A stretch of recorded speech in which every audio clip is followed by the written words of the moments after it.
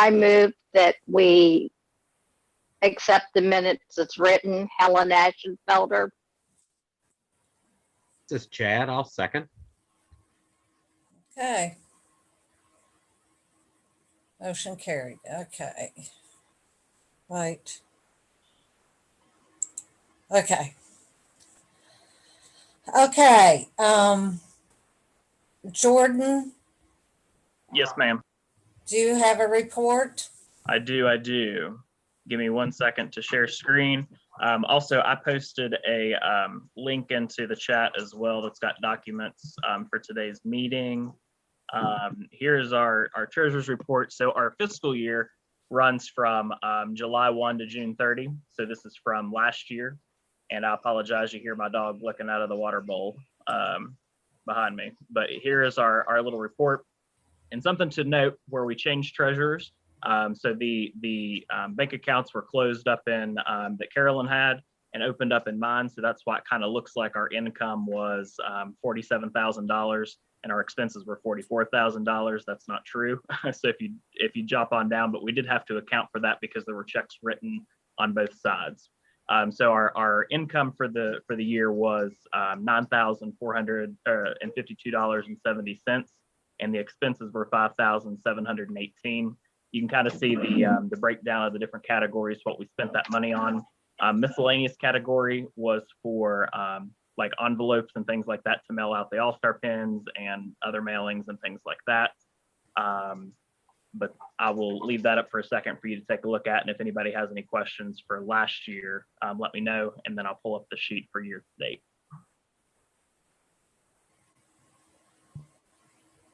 Okay, what about the IRS? We will get to that here as soon as we look at the second sheet, please. Okay. Jordan, I got a question. I got two questions, actually. This is Kelly Blake. Go right ahead. So we've got postage as a section, Yes. and then you said miscellaneous was also postage. So miscellaneous was, I'm sorry if I misspoke. Miscellaneous has a couple of things like envelopes, like that. So like me purchasing an envelope to mail out the All-Star pins. So that's Okay. where I kind of threw that under, and I can update that for next time to make that a little more clear. Yeah. And then what's the postage one? So the postage is the postage to mail out the the pins and stuff like that. Okay. Yes, I'm sorry. Yeah, that's fine. Yeah. Um, And also, if you open up that link, I apologize for interrupting you, Kelly. If you open up the link that I posted, it actually scrolls down, and the entire ledger is there for you to view. okay. So make sure that you guys do that as well. Yeah. And then why is our website expense so high? So my understanding is that a couple years ago, somebody was doing the website, and then that went by the wayside. So this is the fees that were to do the website without us having to do the website. So it's a contracted service. So that's all that I know about that, because it was set up prior to me coming on. Okay. Yeah, and I could explain that. That is what it is a contracted service that we have for somebody to do that for us. And then we have the level of stuff where we can do like online orders and that kind of web service stuff, if we ever want to utilize that as well, so that we could like sell the pins online and things of that nature too. And there's not a way to make that cheaper? There would be if we take out some of those features, if we don't want to use those. Okay. Well, thanks for explaining. I was just, seems expensive. Does anybody else have any questions from that currently? Where did you say this link was, please? It is in the chat box. I will post it again. So it just now popped up in the chat box for you. And that gives you some financial stuff. And then it also has the minutes. It's got the Constitution changes that we'll talk about here in a minute. And something else. Nomination list. Okay, when we finish the Zoom, will it still be available? I'm not that familiar with how to open it. Sure. So it'll be available today, and then I have it set to expire. But if you need this report or anything like that, you can shoot me an email and I can email it to you. Thank you. Absolutely. Any other question for last fiscal year?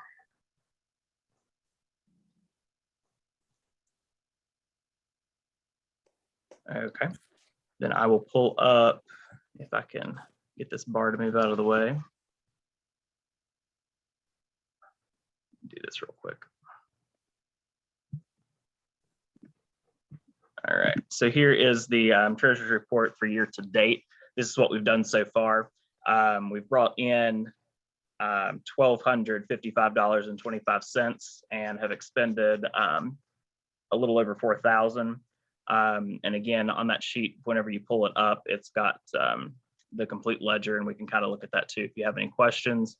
WVU Foundation, so we have a foundation account, and so that $3,734 was the interest that comes in starting July 1. So that's included in that income as well. You can see that our biggest expense was the torch and the postcard that went out, and everything else was kind of not really done too much so far this year. The 25 cents that are under miscellaneous, Extension has allowed us to now set up a PayPal online for online registration and stuff like that. And so that was the verification thing I had to do in order to link the accounts together. So it shows an income and then an expense of 25 cents. You couldn't have paid that yourself.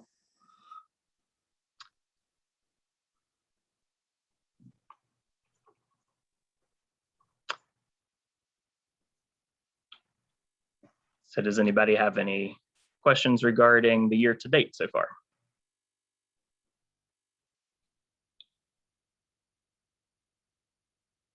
Okay, we'll put that on record for audit. So what else do you have? Sure. So as you mentioned there, KJ, the IRS issue. So those of you that do not know, whenever I took over last year, I discovered that our tax exempt status had been revoked. So currently we are no longer a 501c3 organization. So I have been working over the last year to collect documents. The reason we were revoked is we have not filed taxes since the year of 2013, which is when there was a change between National 4-H Council having our tax exempt umbrella and WVU picking that up. So whenever WVU picked up that umbrella, we had to start doing what's called a 990 postcard. And it's basically just a box that we check online that says that we didn't make more than $50,000 in a year. And unfortunately, it didn't happen. So they revoked our status after that didn't happen for 3 years in a row. And so I am in the process of getting that reinstated. We have the application that's going to come through after changes that are made today in our Constitution that are important that we have to add before we can ask for reinstatement. And then also submit all the tax forms from 2013 to now. So I've been working on getting that together, and Marilyn and Bonnie were able to get some records for me that I was not able to get from the Dorsey Center. So thanks to them for getting that. And we have all those forms together and ready to submit after today's meeting. So hopefully here in the next year, we'll be able to get that reinstated. And I'm not going to lie to you, unfortunately, we're probably looking at paying some fines to the IRS for not having that done. I have no idea how much it's going to be, but we can address that once that comes through and processes.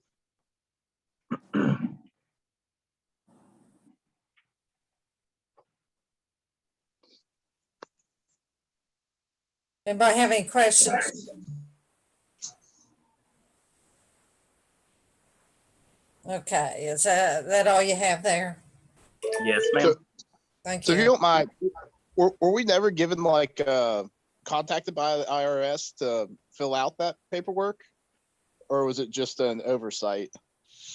So in my conversations with the IRS, they sent out a letter every year that we didn't file taxes until they revoked, and then they stopped contacting. So we would have received 4 letters from the IRS saying that we need to do this or we're going to be revoked. Okay.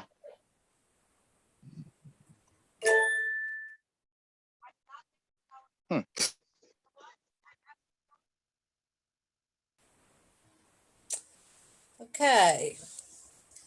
Okay, there's a few things I wanna, do before we get to the Constitution. I'm not gonna do all the scout reports and all that. Before we get to the Constitution election. Jenny, you wanna talk a little bit? Sure. You want me to go ahead and go? Yeah, that's fine. So I asked to go ahead. Jenny Murray, I'm the communications chair, but my ask to speak to this group this morning is actually from what I do professionally, which is work in our state 4-H office as a curriculum specialist. The 4-H All-Stars, I came to our last in-person meeting at Jackson's Mill in September of 19, and I asked for the All-Stars to support a new initiative around a 4-H project book that helps young people learn how to build a community service project from scratch. Ohio State had a really nice model where they offered mini grants, because that is often sometimes what we need to go find, grants and funding to help support major service projects in our communities. So it helps the young people learn how they could write a grant and then implement it and report on the grant. And so my ask in 2019 was that the All-Stars provide $1,500 so that we could offer up to 10 $150 mini grant applications for the following 4-H year. So in 2020, we had several applications, and then the pandemic hit. And so some of the winning grantees decided not to move forward because it just wasn't feasible during the pandemic. They had in-person activities or things they just couldn't pull off. And others moved forward, and some of them, it just, their timeline, and we were flexible, got delayed a little bit longer. Come forward to this time last year, and you all voted yet again to provide mini grants. We had not used the entire allotment from 2019, so I'd have to go back and find the September minutes, but I think the money you'd set aside plus what we needed to get back to that 1,500 was pledged last year. And so we had another round of grants. Everyone who received a grant in 2021 finished it, and the ones who were still plugging along from 2020 finished theirs. So at the state fair in August, we had 11 of these mini grant applications or reports. And I have these really large posters. I was really excited to hang on the wall at All-Star Conference. And hopefully when we get together, I will bring them and we will hang them on the wall. They're these 4-foot by 3-foot posters that outline all of the amazing work that these young people have done. And many of you all were a part of that. And then another really outstanding thing that I came away with is these young people were very connected and resourceful. So while the All-Stars pledged $150 per grant, most of them, their projects were well above that, and they had to go find additional funding. And so they turned your $1,500 investment into thousands of dollars more for their community. There were blessing boxes and new benches built for rail trails and pillowcases sent to nursing homes. I will put all of them into the chat box. I didn't think I was this early. So I have PDFs and JPEG files, and I also will plan on kind of rolling them out over time on our social media and our Facebook and Instagram accounts. But yes, I think it'll be really impressive when we get back in person and I'm able to showcase what your all's investment over the last 2 years has been. And I guess my ask would be, is, would you all entertain the idea of investing in a round for 2022?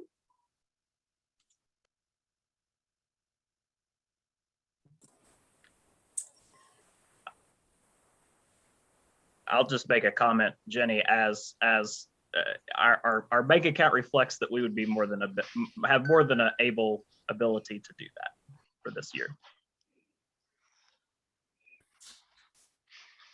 Someone want to make a motion to,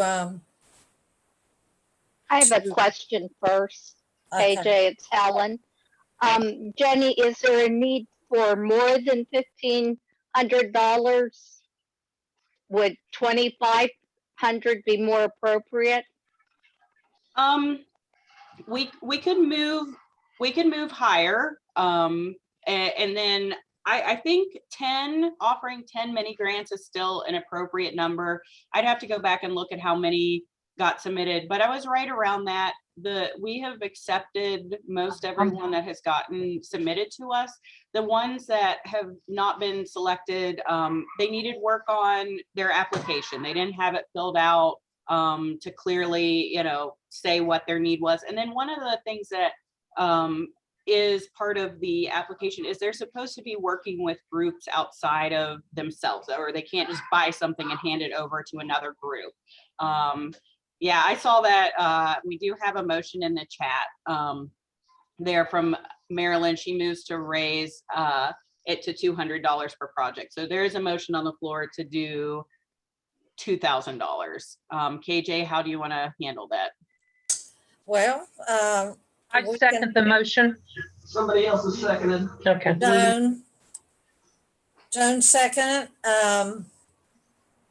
Any more discussion? We'll take a vote. Well, let's see how we're going to do this. You set up a poll.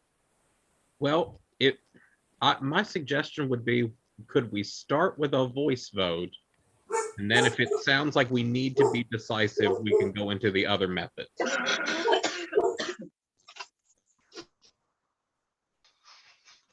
Okay. So people can say aye or use their reaction button or something like that. If you use like Chad said, if you use the reaction button, if you could use the hand instead of the thumbs up, because like he said, the thumbs up just stays on there a Or couple if seconds. you can use the green check mark. They're here. The green check mark or the red X. I don't have that. Okay. Again, don't panic if you don't I'll have see it. after a while. Yep. Don't panic if you don't have it. Look, if you go to the reaction, you may have a green check mark or red X. Try that. If it doesn't work, we can do show of hands, we can do chat bot. We want to make sure everybody's vote comes in. So don't worry if you don't see it, but we're going to try to do the check box and the X and the thumbs up and the hand raised to start. Sorry, KJ, I just want to try to help everybody out. That's fine. That's fine. That'll help. So if somebody has to speak and give their vote, they can. If, Aye. Aye. okay, Aye. got it? Yeah. Madam Chief, it appears as though we have, there were 71 yeses and a couple more ayes have come through and a couple more yeses. So I would recommend that we do have a majority that has passed the motion. Okay, thank you, Chad, for getting that. So we will up that amount and give that to Jenny and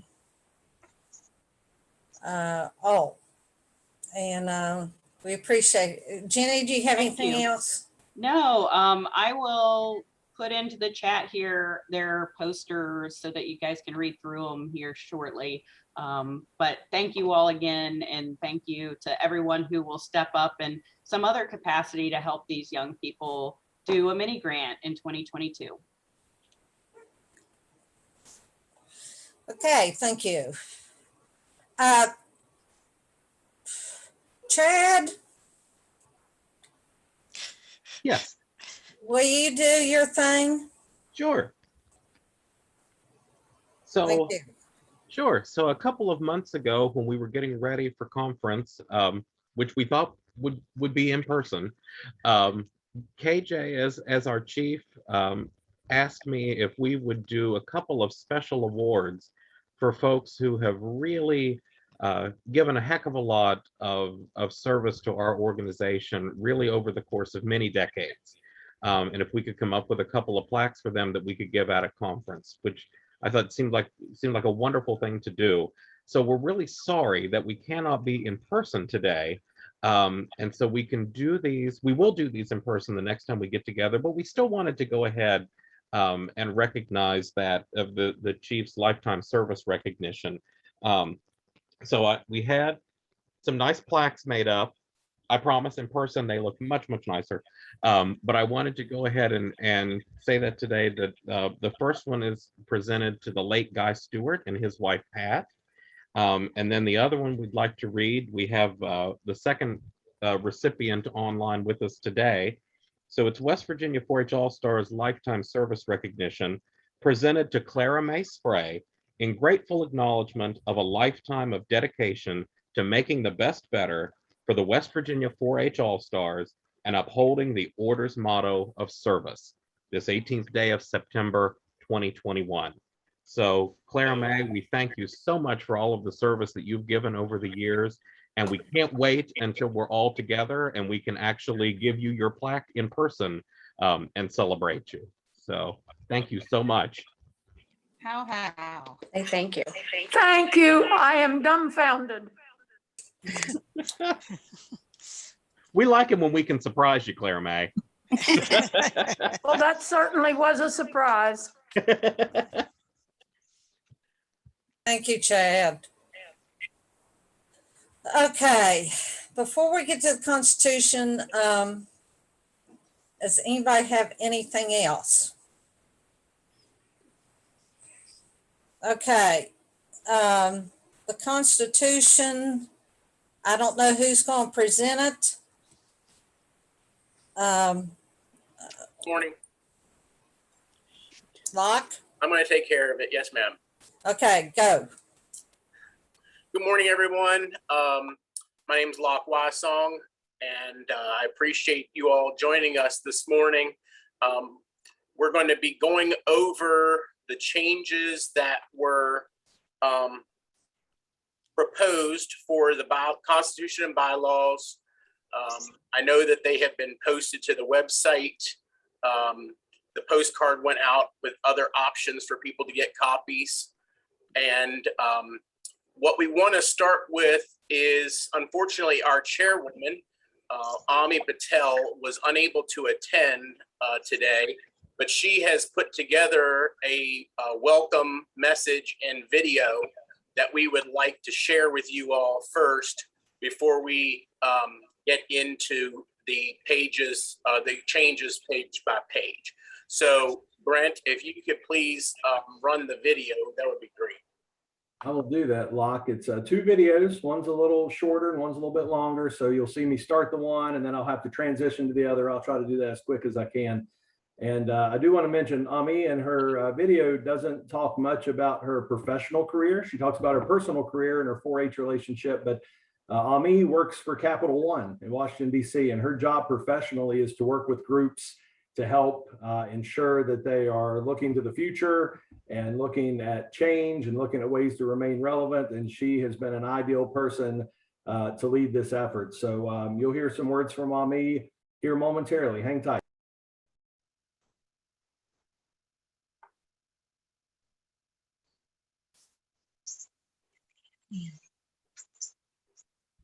Hello, All-Star friends and family. My name is Ami Patel. I am from Raleigh County originally.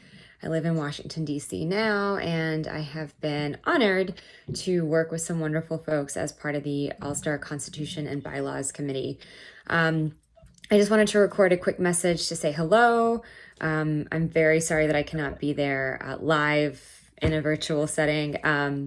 this week we are taking our parents, my 3 siblings and I are taking our parents to the Grand Teton National Park as a belated birthday celebration for my mom, who turned 70 last year, right in the middle of COVID. So we wanted to take this opportunity as a family to celebrate. And, you know, my mom and dad spent many, many summers planning our family trips around 4-H camp for both me and my sister Anisha, who many of you know. So we are very excited to pay that back, but that also means that I can't be there in person. So I wanted to say a quick hello and share some of the thinking that went into the work of the committee. So it was a really wonderful and diverse group of folks, you know, past chiefs like Michelle Hale and Cheryl Sargent, newer members of the All-Stars like Sarah Petito, other wonderful volunteers like Chad Taylor, Brent Clark, and me. And it was great to have a mix of people from different ages, from different backgrounds, from all parts of the state, and also with different experiences with the All-Stars. And I thought that that piece was important to call out because there was so much that I learned in the process, and I'm really grateful to Cheryl and Michelle in particular for really sharing a lot of the history, sharing a lot of the background, giving us some of that insight that we probably wouldn't have had, you know, as part of the executive committee. So really pleased that we were able to get together. We spent a lot of hours on Zoom over the last year and a half, really thinking through these changes.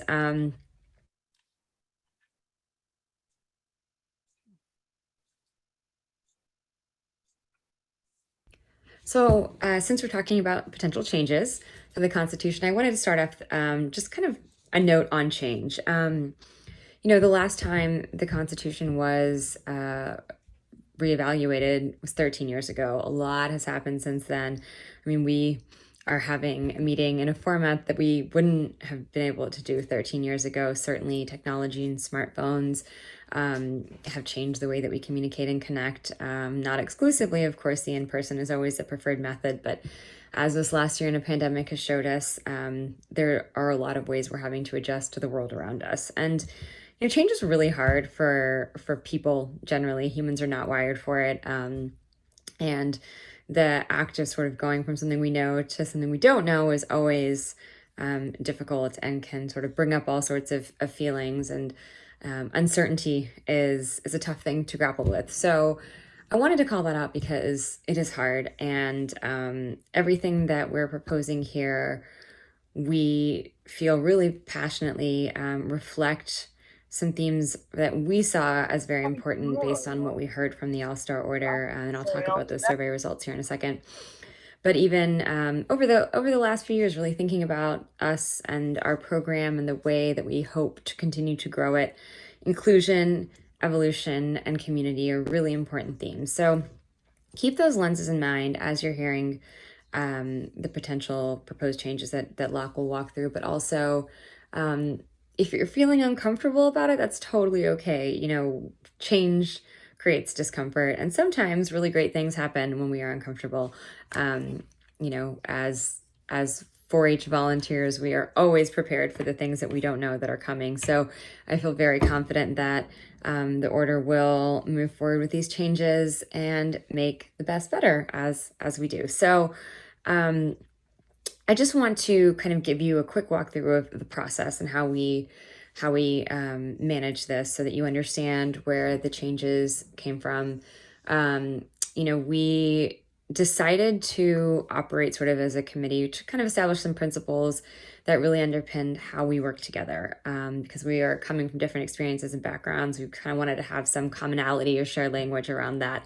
And so we really agreed to speak and share openly, to really seek to understand. And this is something that if you take anything from all the words that I'm putting in front of you, I hope you can think about that. Really working to ask questions, to stay open to perspectives, to hold space for each other's diverse experiences. I mean, it's so important that we do that. That is, I think, one of my experiences in 4-H was always being welcomed in, despite, you know, maybe not looking like the typical 4-Her, or my family not having been a 4-H family, and certainly not knowing all of the traditions of being welcomed in to engage in them and sort of be part of them. So really holding space for that is I think super important. Being open to change while honoring tradition. We have a long history of evolving and doing that and rising to the moment when it required it. So keep that in mind as well. Seeking inclusivity and working to enrich it. Inclusivity is something that's personally important to me, but I think is a value that I really cherish from my time in 4-H. And as the world evolves, we have to continue to look at the way that we operate, the way that we engage with each other, and ask ourselves if we are creating inclusive environments. That's not to say that we're not, but it's not to say that we couldn't all do better in lots of different ways. And I know this sort of from a personal perspective, from a work perspective, this is something that I, as someone who leads a small team, has to think about a lot. So that's kind of one of the principles that we all felt pretty strongly about. And the final one is enabling future generations of All-Stars to see the possibilities in our organization and to participate in growing it further. It's really important that we continue to have people to come in, to join us, to take on roles. It's a cool opportunity. This is the first time that I've really taken on any kind of role like this within the order, and it's been a wonderful experience. And so I hope that more folks are able to give some of that time to the All-Star organization and to 4-H kind of more broadly. As a lot of you know, we did a survey back in the spring. We talked about a lot of things that we kind of all heard over time around things that All-Stars were interested in, or ways that we might consider growing the organization or evolving with the times. And so we thought it would be really important, me as a researcher, certainly felt this was important, to do a survey to try to hear from as many people as possible. Now, of course, there are limitations with surveys always. Getting it out to everybody. We put it on the Facebook page and put out in the torch that anybody who wanted a survey could absolutely reach out. It didn't just have to be online, but all of the results we did receive were online. And our goal there was just to gather perspectives from the wider organization to inform the changes, to make sure that, whatever we were considering or we would consider would come from the needs of the group. And that's really the best way to create potential change and to sort of develop an organization. So we also wanted to try to represent the range of experiences and aspirations of those within the organization to enable that growth. Obviously, we all had our own experiences and we couldn't just draw from our own individual ones. It was important to hear from the wider group and to examine the areas of potential change that have been raised over the years. And that's kind of where we started. And we wanted to make sure that, hey, we understood the range of experiences that people were bringing to this and perspectives. And so I mentioned the key themes that came through: this idea of inclusion, evolution, and community. And the changes we're proposing are in 4 main buckets. And again, Laka's going to go through all of this, but I just wanted to kind of give you a sense of an overview of how this all worked, and then you'll delve into the specifics. So those areas were on consecrations and induction. How can we make sure that we are giving people the best opportunity to be brought into the All-Stars, knowing that there are challenges around attending camp, around getting to Jackson's Mill or the other places, and of course now certainly in a pandemic. So thinking about that, thinking about how we broaden the makeup of the executive committee to make sure that we're representing all parts of the state and all parts of the sort of all-star experience. We have really young all-stars who've just joined us, and we have folks who've been around for many years who carry so much wisdom and knowledge around it. So how do we ensure that we have a balance of that and in order to make a really diverse and inclusive experience? And considering the Constitution. So itself, we talked about the fact that it hadn't been revised in 13 years, and maybe we needed to think about making sure that we revised it more frequently because things change. And, we are totally open to the fact that what we propose now in 5 years might need to be looked at again. So all of that is kind of within the content that you'll see here. I'm just going to quickly go through the survey results. Now, these were all posted on the Facebook page this past week, and they're definitely available if anybody wants to look at them in more depth, I'm happy to share the presentation that I pulled together all the charts from it. But overall, we had 222, sorry, I'm reading off of another phone so I can talk to you all. 222 folks who responded, 72% were all-stars and life members, 6% all-stars but not life members, and 22% were all-stars but not sure of their life member status. I found my life member card in my belongings when I was cleaning out my parents' house the other month, and so I'm very much happy to have that membership card with me and confirm that I am a life member. So I hope all those 22% who weren't sure, hopefully you'll get that resolved. The overview, we had a really good mix of ages. 30% of the respondents were between 18 and 34 years old. 33% were between 35 and 54 years old, and 37% were 55 and over. We asked people which decade they were inducted into the All-Stars. 50% of the respondents were inducted in the 2000s and beyond. There was kind of an even split between the 70s, 80s, and 90s, and 4% were inducted in the 60s or earlier. We asked about the types of consecration ceremonies, whether at Jackson's Mill only, so no additional ceremonies, versus the option to hold those at Jackson's Mill and also have them in other locations or virtually to enable, a wider spread of ceremonies. So 70% of respondents did want to see consecration ceremonies held in other locations or virtually, in addition to at Jackson's Mill. What's really important here is we're not saying not at Jackson's Mill at all, but really broadening the scope. So we know that sometimes it's hard for those who have summer jobs, summer internships, financial reasons they can't potentially get up there to Jackson's Mill. Of course, it is a magical place that we all love, and it's a great feeling to be there. But, keeping in mind that folks have given a lot of their service in order to become an all-star, let's consider if there are options to make it possible for more of them to attend or to be inducted. So there was a question on needing to physically attend a consecration ceremony to officially be recognized as a West Virginia All-Star. 58% felt people should not be required to attend an in-person consecration in order to be recognized as a West Virginia All-Star. A 4-H All-Star, excuse me. We also asked about representation. How important is it that the executive committee represents different counties of the state? 70% felt that it was important that the executive committee represent different counties of the state. We also asked about opportunities for new members to seek leadership positions within the executive committee. 60% felt it was important that new members could seek leadership positions within the executive committee. So those were the primary questions that were driving some of the changes that Locke is going to walk through here in a bit.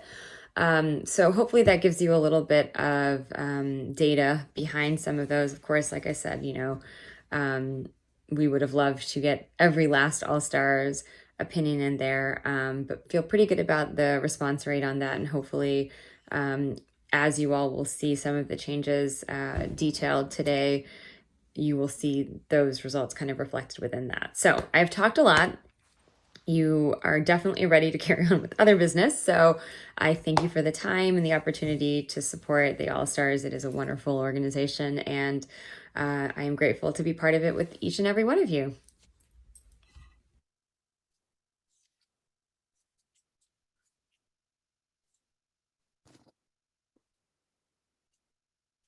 Okay, well, we want to thank Ami for taking the time to do the video for us.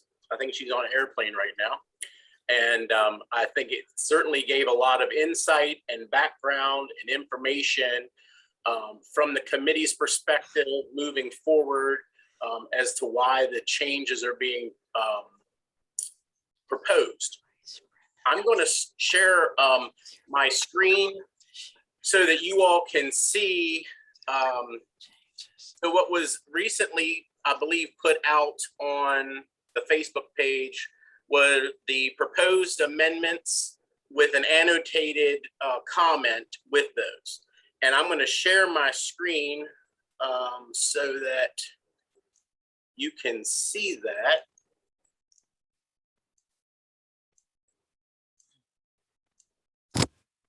Can you see that? Okay. And I apologize if my head is turned, but I'm looking at the second screen here instead of looking forward. You'll find, and what was noted in the card that was sent out, you know, we had some major points that were addressed in the bylaws and the Constitution proposed amendments, but there's also some just technical stuff, some cleanup of language, you know, just changing of a few words, and trying to set some succession in certain items, like when we get through the bylaws from the selection to the acceptance to the initiation and such. So, and start, you know, of course, obviously start with nomination. So you're going to see both of that in here, and I'm going to go through those, and as we go page to page. What I'm hoping to do is if you could please, you know, take notes if you have.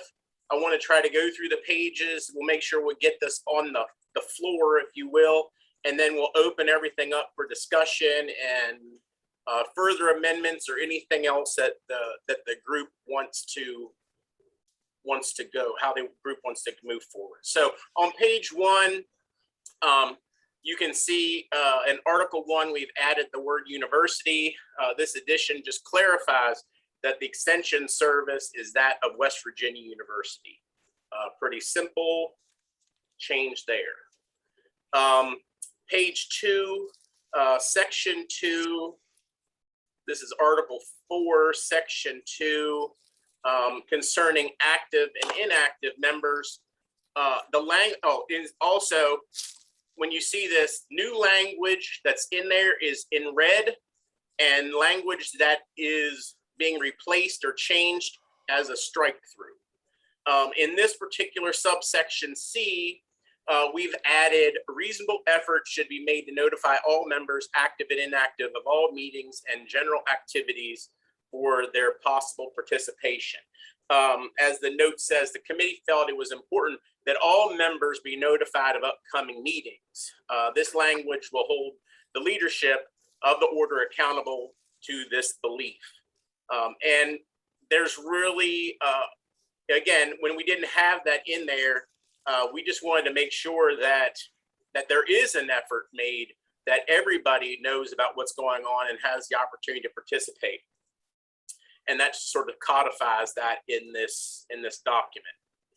Article 5, dealing with officers in section 1, really these updates really will change some of the terminology used. If you will notice, we have removed the term medicine man from the document, and in place put the title of treasurer.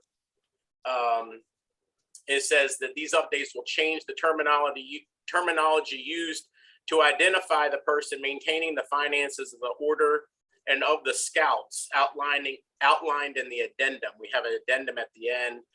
This also streamlines the language listing the names of the committee chairpersons.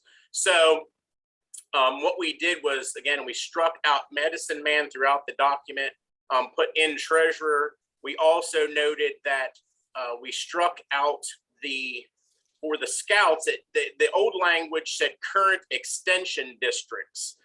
We have struck current extension, and we added geographic districts, and then as defined by the executive committee, and there's addendum 1. And then what we did was we just changed the language to say the chairpersons of service committee, communications committee, membership committee, and nominating committee was added. There again, we are in section 2 under the advisor. Again, we're just removing some obsolete language. There's no longer the use of cooperative extension service. Same thing throughout the next section, subsection B, same thing. When we get to section 3 concerning the executive committee, again, these updates streamline the language of the subsection and qualifies which positions are voting members of the executive committee. It doesn't necessarily change the intent of this subsection. It just essentially cleans it up, striking which shall be composed to just composed of officers. Again, striking up the chairpersons of, and then just saying, hey, it's going to be the editor of the torch. Well, this also deals with voting. So it talks about comprised of the officers of the order, the immediate past president, on the executive committee, the advisor. If we have a representative from West Virginia State, the editor of the torch, and any other chairperson elected by the order. And it then states then, of course, the aforementioned members shall be the sole voting members of the executive committee, instead of saying shall serve as voting members. We just cleaned the language up there a little bit. Subsection B, we have taken the step here to actually shift some responsibility. The language places the responsibility of approving, not establishing an annual budget with the executive committee. This provides for the finance committee to perform its duty of proposing an annual budget for approval. Also, this requires the approval to be completed prior to the start of the fiscal year, which is July 1, not afterwards at the annual business meeting. So we stated that we were going to approve a budget rather than establish a budget, and you're going to approve it prior to the start of the fiscal year. Subsection C changes sort of the language of the timeframes of when we are supposed to meet as an executive committee, and also dealing with the notification. If you see in subsection C, the current language states within 75 days after and in May or June. The committee felt that obviously it's one thing about having the number of days flexibility after, but you are also then pigeonholing the executive committee to meet in either May or June. Doesn't say that they can do it any other time. So the language just changes to say meetings shall be conducted within 150 days prior and 75 days after the annual conference at a time and place determined by the chief. Language provides minimum timeframes for the executive committee to meet prior to and after the annual conference. Also, the language clarifies the chief's responsibility to notify the executive committee members of those meetings. You can see here when it was first, the current language, it said reasonable notice of at least 20 days to the members of the executive committee. The chief shall provide notice of the scheduled meetings to all executive committee members, and outlines the meetings and the dates and the location. Obviously, this does not preclude reasonable notification to all members of the All-Stars, but requires that notification of those responsible for voting on the business of the order. We've added a new subsection D, which states, in an effort to represent different counties and regions throughout West Virginia, no more than 3 members from any one county shall serve on the executive committee at the same time. This is a new subsection under the executive committee. This new language encourages diversity, which we heard Ami speak of, diversity on the executive committee, and requires the order to provide opportunities to the broader membership to serve. When we move down to section 4, what we did was here, it stated that should any officer other than the chief or the first lesser be removed from office, resign, otherwise unable to fulfill, the executive committee shall elect another person to serve. This change only allows the executive committee to elect a new first lesser chief in the event of removal, resignation, or inability to fulfill their obligations. Because here's what's going to happen is we're not going to elect that second lesser, or that first lesser, excuse me.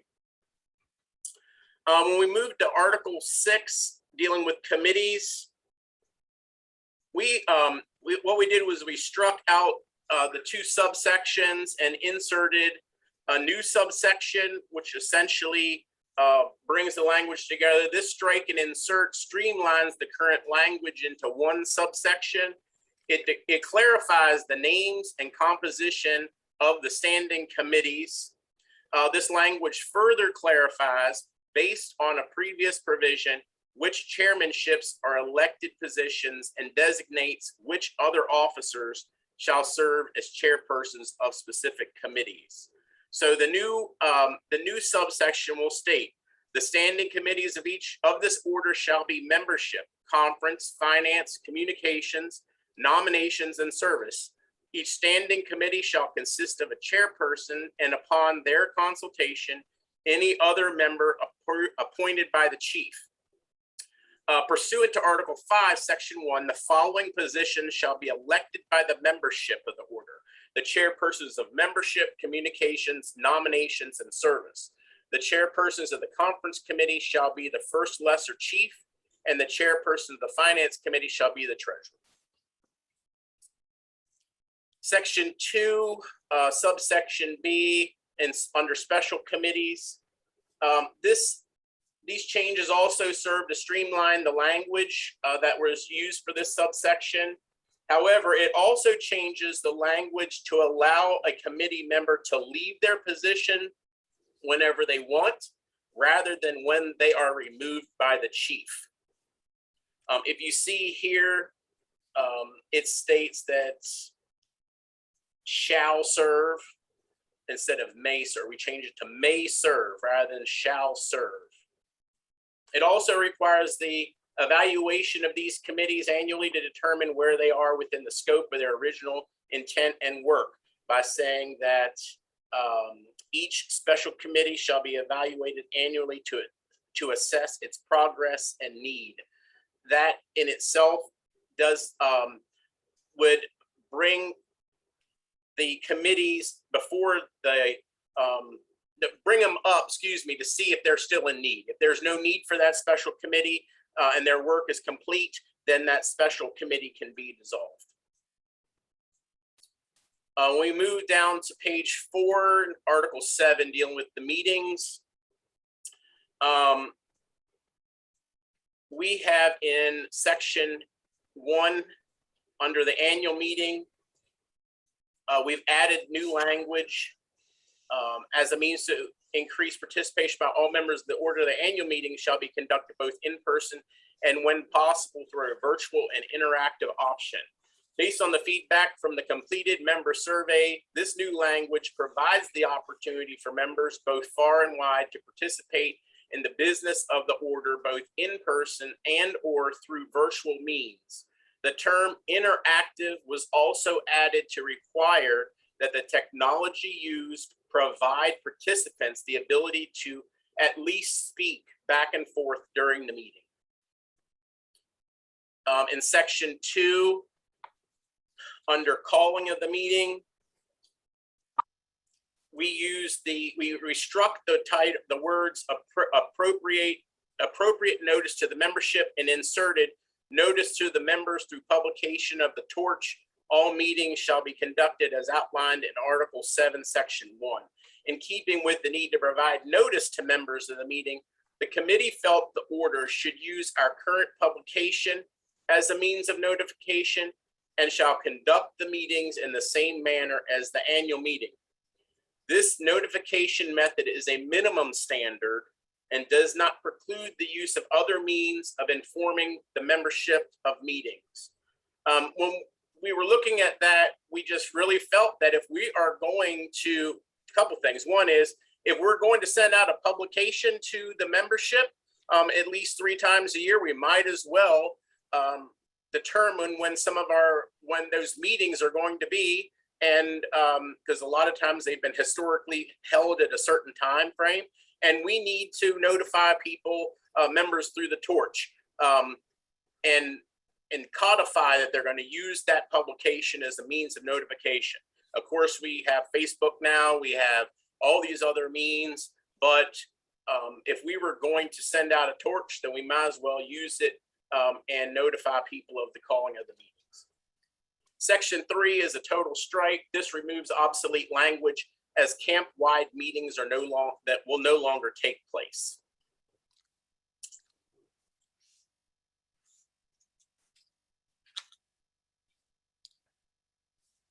Now we're going to move to page 6, which are the changes from the bylaws of the organization. Article 1, dealing with election of officers. We struck the language, any officer may serve no more than 2 terms consecutively in the same office, except that a person serve as a medicine man for more than 2 consecutive terms.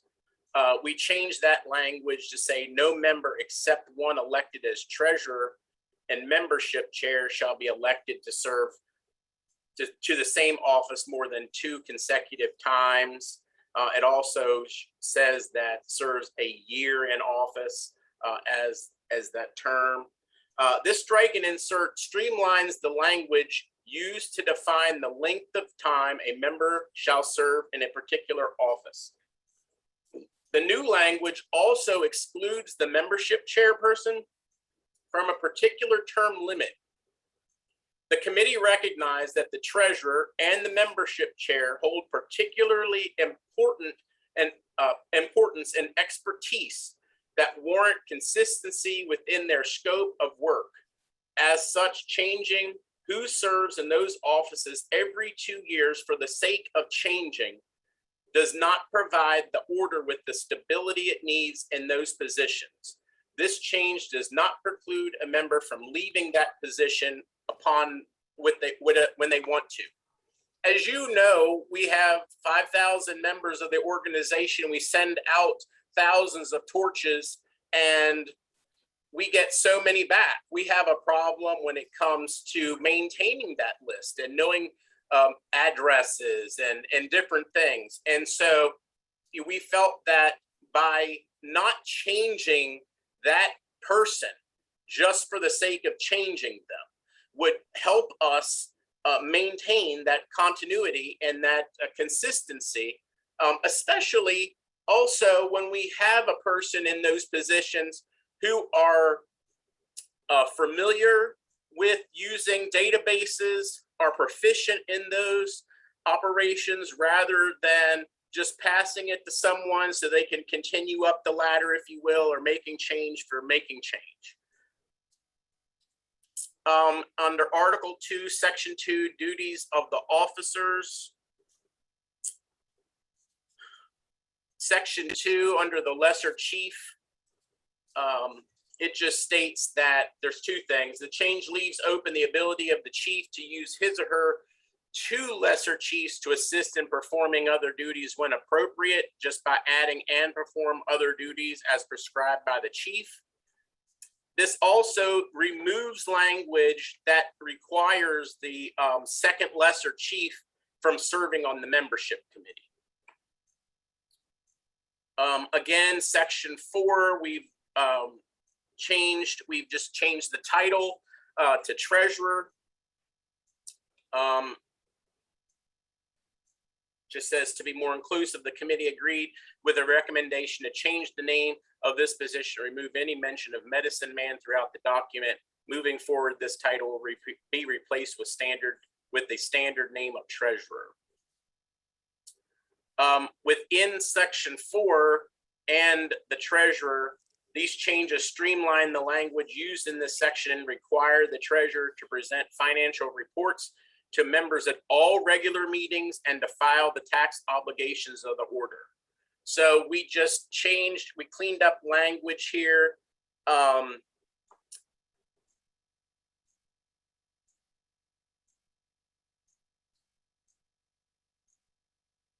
and requires, like I said, requires that we do financial reports at all regular meetings and that they file the tax obligations.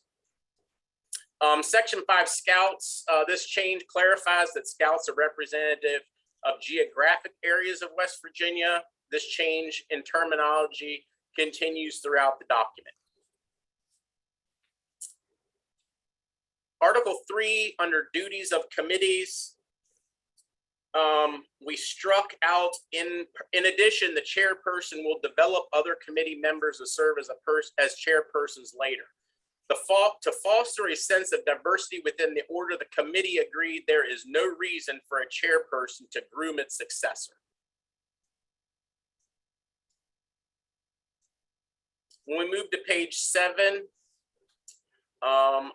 under Article 3, Section 3, under the Finance Committee, the language adds the responsibility of preparing an annual budget within the scope of the Finance Committee's work.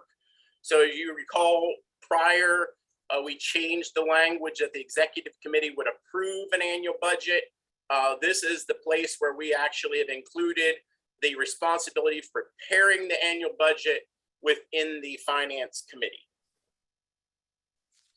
Section 6, this is under the nominating or nominations. This language changes the committee's name and requires members to be elected instead of appointed.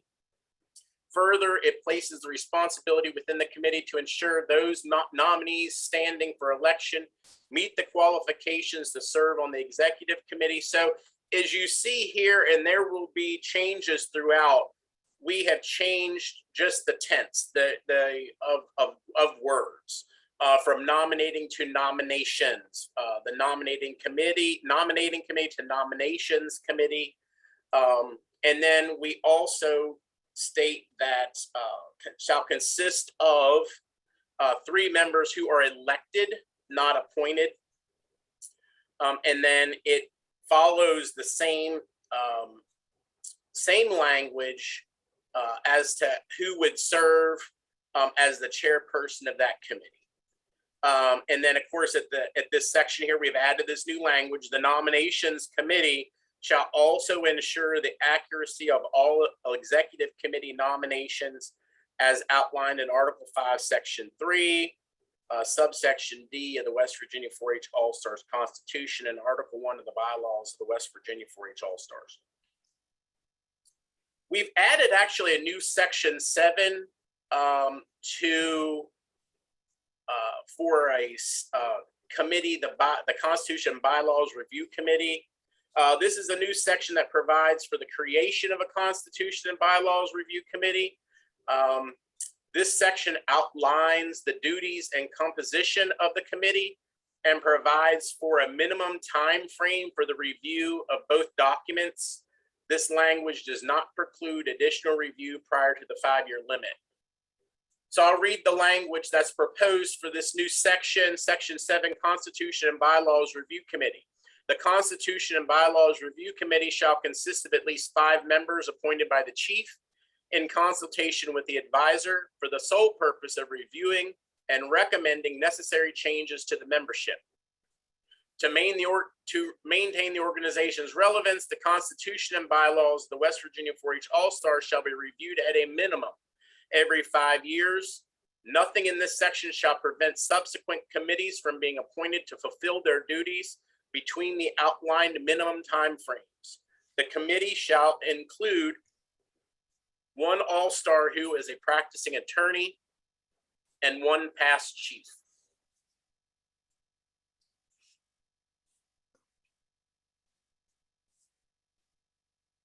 As Ami mentioned, it's been 13 years since these were looked at last.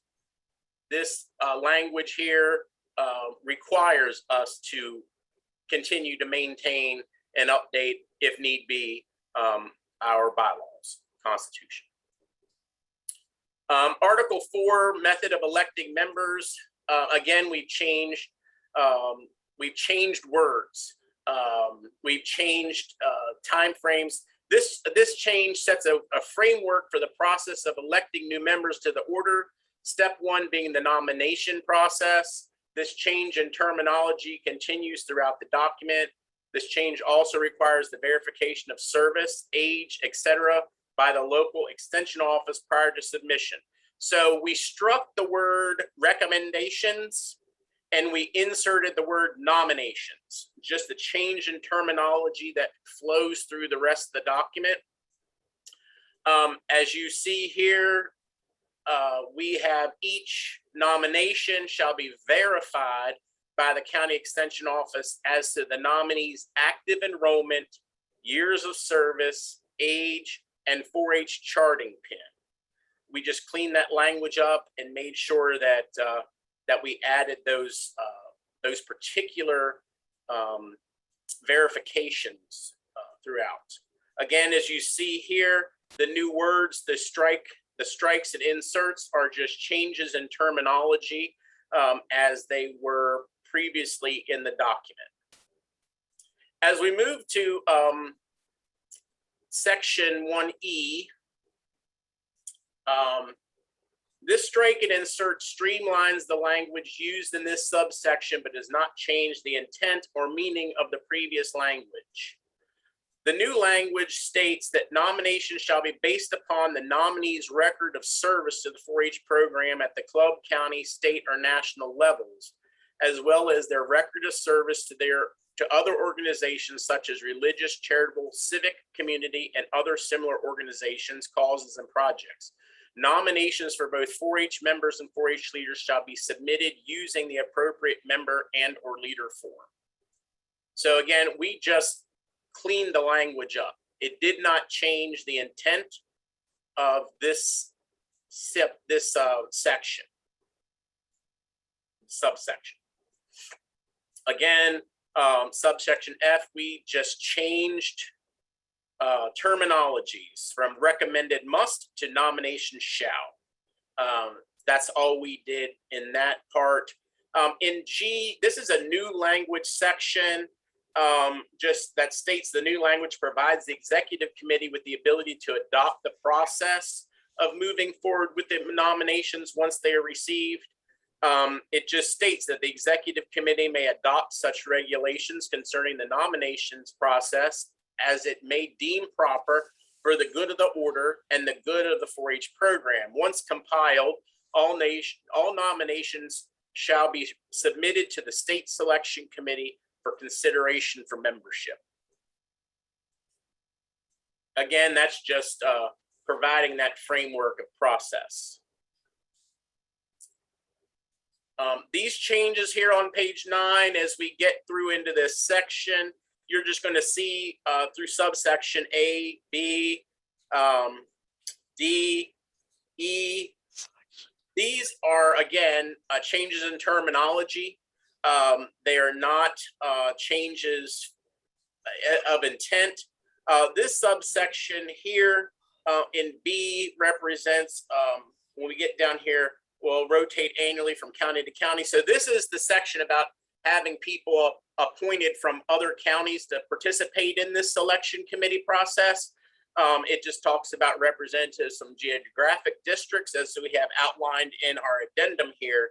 The representatives of the state selection committee shall rotate annually from county to county within each district in accordance with the schedule that the chief and the advisor confirm. That just gives those two individuals the ability to come together and confirm that list of counties that are going to be represented. In subsection F, this language removes the requirement of immediate action by the chief to providing for a 15-day window to proceed with their stated duties after the selection process is completed. Immediate obviously is subjective, but it also is demanding. This change, this language just gives that time frame to allow the chief to do things that they need to do. Again, subsection F1, excuse me, change in terminology again. In F2, this change clarifies the nomination process back to the county extension offices once selection has been completed, and provides those local officials the ability to send an invitation letter to the prospective new member, i.e. a leader or a volunteer, notifying them of their selection. This will allow the individual the opportunity to accept or decline the invitation to become a member of the order.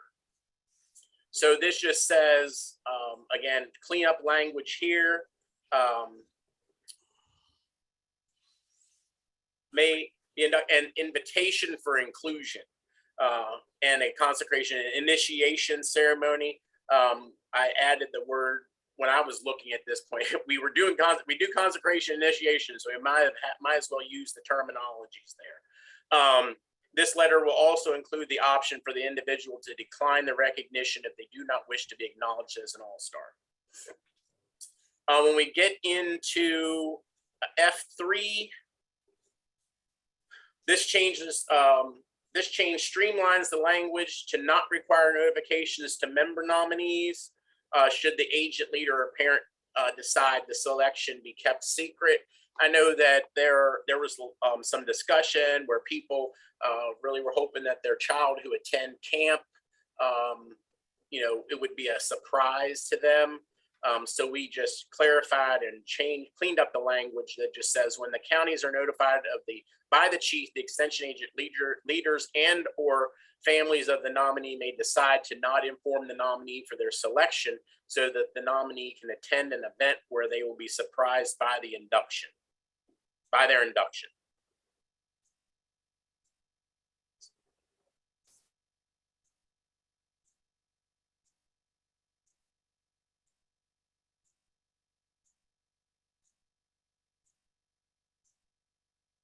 This subsection G,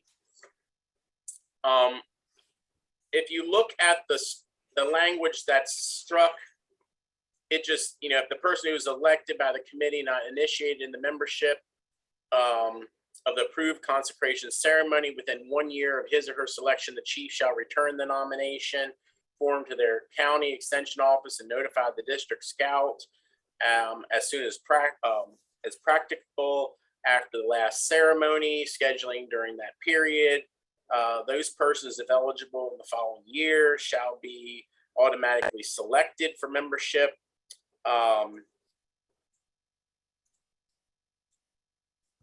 And approval by the previous state selection committee and the state selection committee in the rear of the resubmission shall verify the prior approval. This new language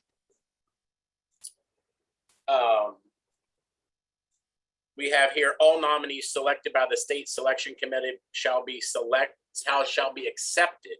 into the West Virginia 4-H All-Stars by the executive committee and approved for consecration and initiation. So essentially what's happening is we, again, have that succession where you have the nomination process, you go through the selection process. When they are been selected, then they're accepted by the executive committee and then approved to move forward. This strike and insert language provides for the next step in the selection process and requires the executive committee to accept the nominees selected by the selection committee. Once accepted, the initiates move to the next step of consecration and initiation. This removes all mention of allowing a revolving door of renominations until an initiate attends a ceremony. Section 3, we've added the words consecration and initiation. That this change of the title of the section and provides the change in terminology throughout the document. Subsection A, we added language and accepted. All 4-H All-Star membership shall be conferred upon those persons selected and accepted for membership in accordance with the Constitution and bylaws. Subsection B, we have added that word and initiation.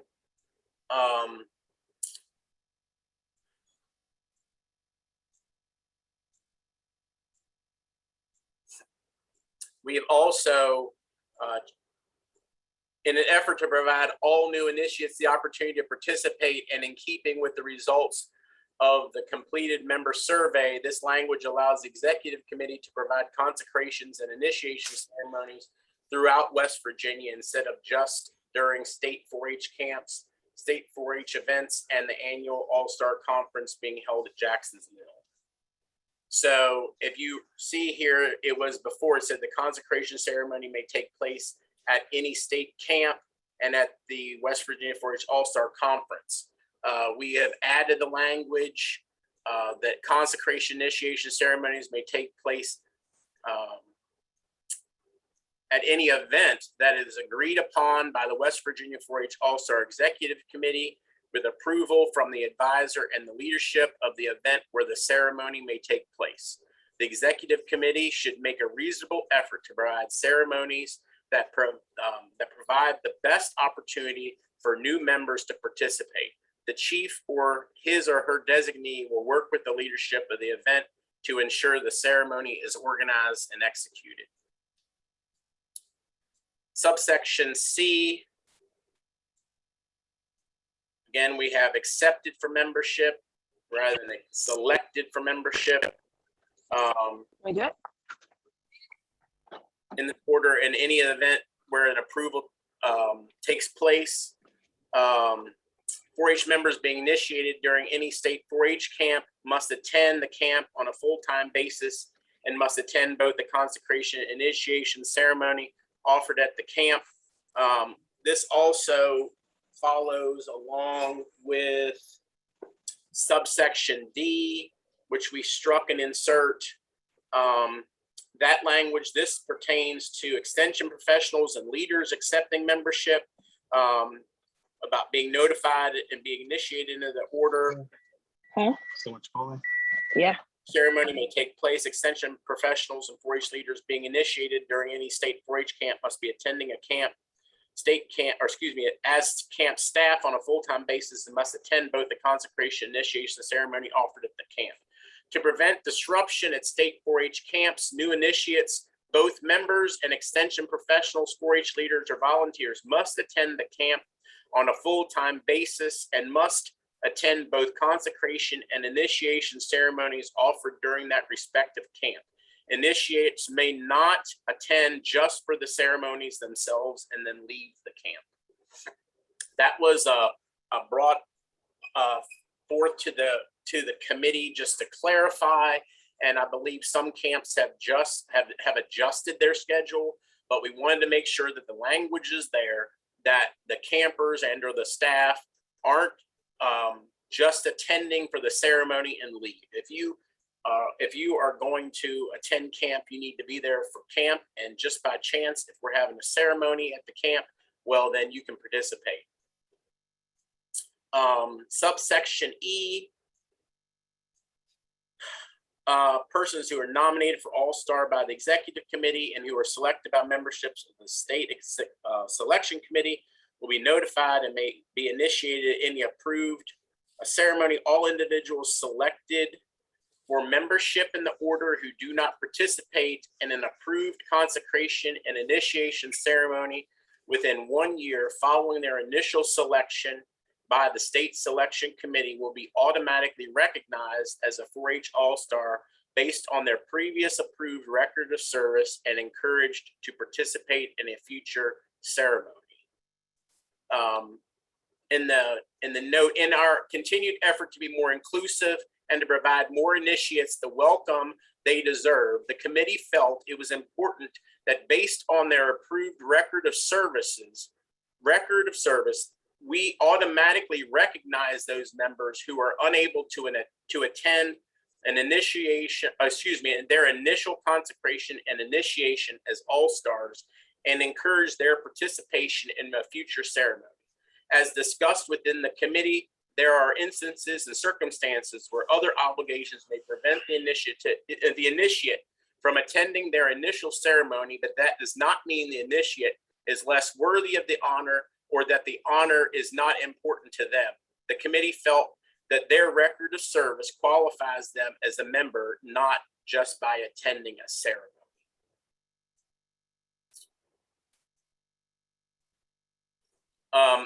Based on, then when we look into subsection F, based on the provisions outlined in subsection E, this is a strike through, removes obsolete language. Subsection G, this language continues to clarify the ability to provide opportunities for initiates to be inducted during events outside of state 4-H camps and annual conference by stating at each event with an approved ceremony, the chief and or such persons as the chief may designate along with the event leadership shall determine whether any persons approved for membership are in attendance. The chief or such other person as the chief may designate shall take such action as may be necessary to appropriate in cooperation with the event leadership to initiate such persons at that event. Subsection E, this change removes obsolete language. And then of course down here, if approved, then this would be the date. So those are the changes. To move forward at this point, Madam Chief, I move the proposed changes and amendments to the bylaws. This is Michael Dawson, and I second the motion. Is there any discussion? Yes, ma'am. Madam Chief, I'm going to share a screen again. In light of the information provided earlier by our treasurer, our medicine man, I would like to, on behalf of the committee, on behalf of the Constitution Bylaws Committee, move the following technical amendment on page 1, Article 1, by inserting the words "and organization" in the title of the article, and on line 3, following the period, by inserting the following new sentence. This order is organized exclusively for charitable purposes under Section 501c3 of the Internal Revenue Code, the responding section of any future federal tax code. I move that amendment. I second the amendment. Because I was a member of the committee.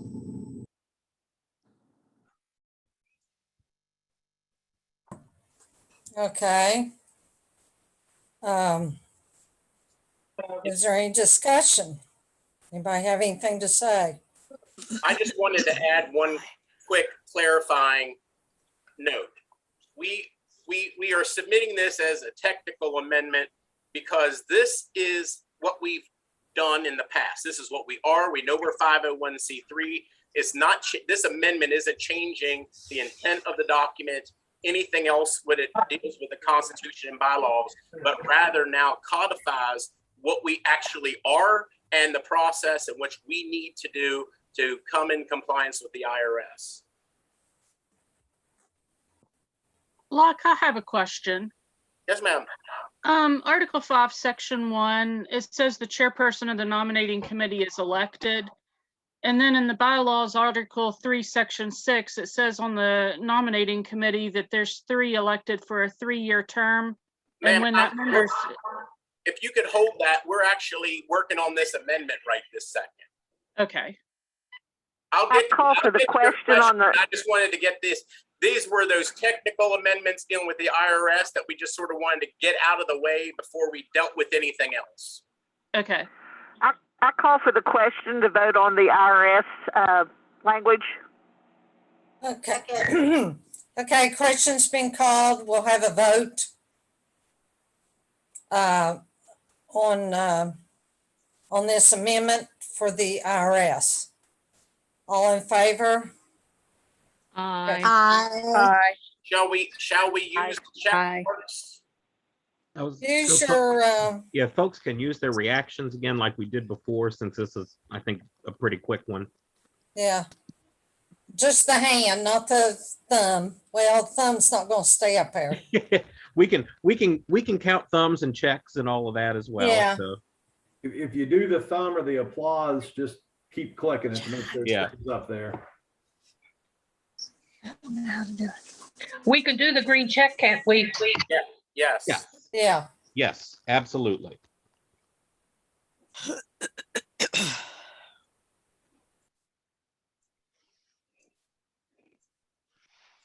Madam Chief, it appears as though between check marks, thumbs, claps, and hands, that we do have enough votes to pass that amendment to the amendment to the motion of amending the bylaws. Yes. Okay, Madam Chief, Sorry. in light of the other information provided concerning the IRS, on behalf of the Constitution and Bylaws Committee, I'd like to move the following technical amendment on page 5 by inserting a new article titled Article 10, Dissolution, and insert the following language. Upon the dissolution of this order, assets shall be distributed for one or more exempt purposes within the meaning of Section 501c3 of the Internal Revenue Code or corresponding section of any future federal tax code, or shall be distributed to the federal government or to a state or local government for public purposes. Second. Tina Calgar, second. Amendment 2. Okay. Is there any discussion on this? I would just add the same discussion points that I made in the last amendment. This is just technical in nature. It's now putting in or codifying the language that we need to have to be compliant, and it follows what we've always been and done. Yeah. Okay, all in favor? Aye. Aye. Aye. Aye. Use your reactions. Yeah.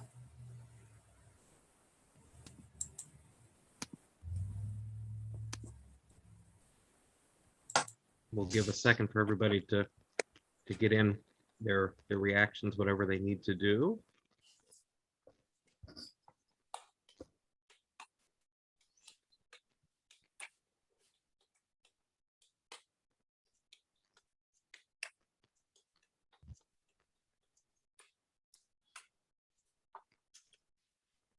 And Madam Chief, it again appears that there is sufficient votes to pass this amendment to the motion to amend the Constitution and bylaws. Okay, thank you, Chad. Okay, Okay. go Now, ahead, Locke. I'm open for questions and such. Christie? My question was on Article 5, Section 1. It said the chairperson of the nominating committee is elected. And then on Article 6 or Article 3, Section 6, it says the nominating committee, the person is elected for a 3-year term. And when the member's in their 3rd year, that they serve as chairperson of the committee. Yes. So I'm wondering why a person for the chairperson for the nominating committee is being elected every year. When they're elected to a 3-year term, they should automatically become chairperson that 3rd year.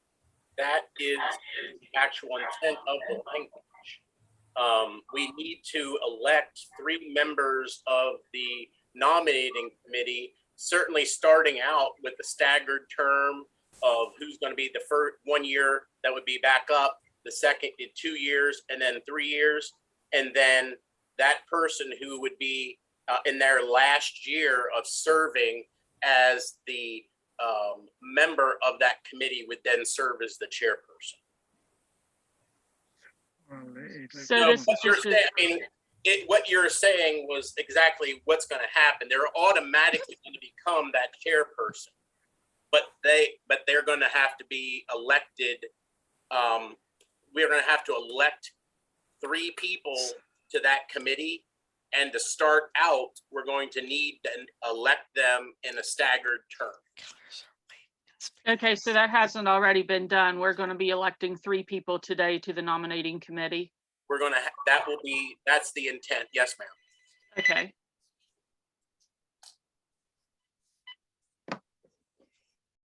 Anybody else have any questions for Locke?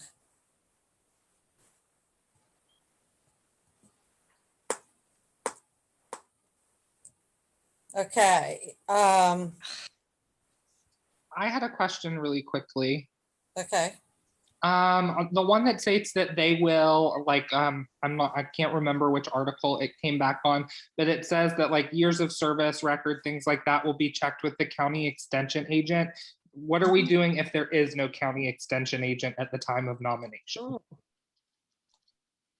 Well, Ryan, I would venture to say that there are county extension agents in the office. I mean, and I'm just speaking from my experience of having more than one in an office. And let me see where we are in that so I can actually read it. I'm not sure. And really, Brent could probably address that well, because extension does have a procedure that they go through if there isn't a 4-H agent or if there's vacancies all across the board in that county. So Brent, could you address how they handle that? Yeah, I'm happy to. That's a good question, Ryan. One thing we do is we've always done is historically had that kind of April deadline, and that's still in place as well, that mid-April. So I know counties are familiar with that, and all-stars in those counties should be somewhat familiar with that as well. And if there happens to be a vacancy, an agent or someone not in the office leading up, through the winter and in toward April, we work with them, and sometimes we have neighboring agents help chip in, or our office as well. The state office can help do that to make sure that they get that information and they know it's there. And then the other way, getting kind of technical into the employee side of it, whenever there is a vacancy, like say we ask the neighbors, or we make sure fellow agents, like Locke mentioned, if there's other faculty and staff in the office, we start looping them into those messages so they can pass those along to leaders associations or all-star groups or whatever it may be. So we'll make sure that's covered. That's a good point, though.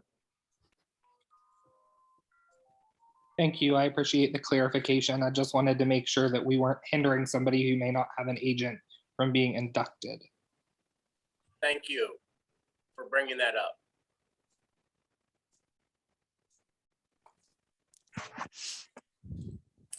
Anybody else have anything to say?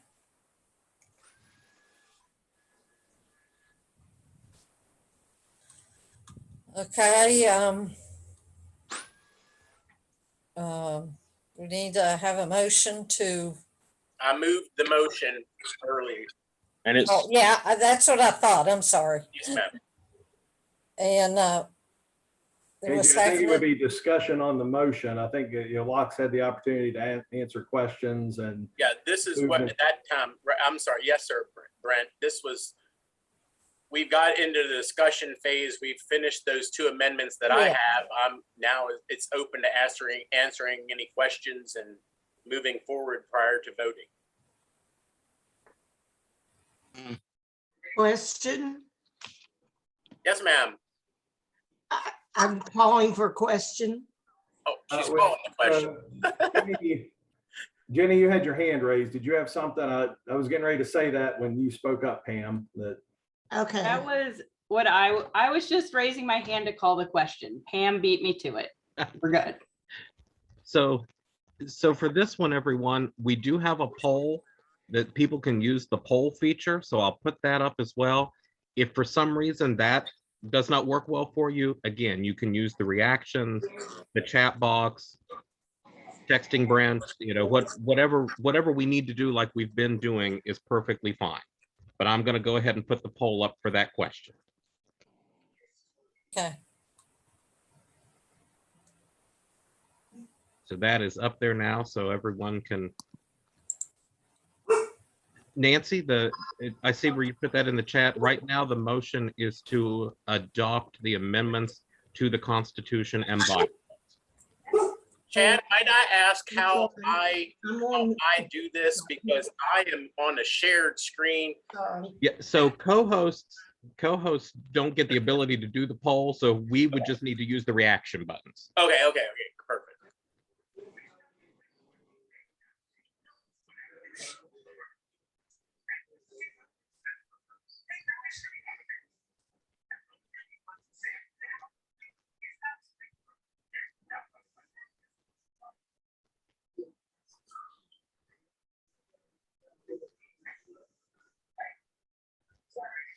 Okay, has everyone had the chance to vote? And Wait a minute. I'm double checking on my end too. That's fine. Free to private message or send me a message. I'm getting a couple of them in. So I'm not going to share names. I'm just going to share yeses and nos on that. So I'm tallying on my end too. Sounds good.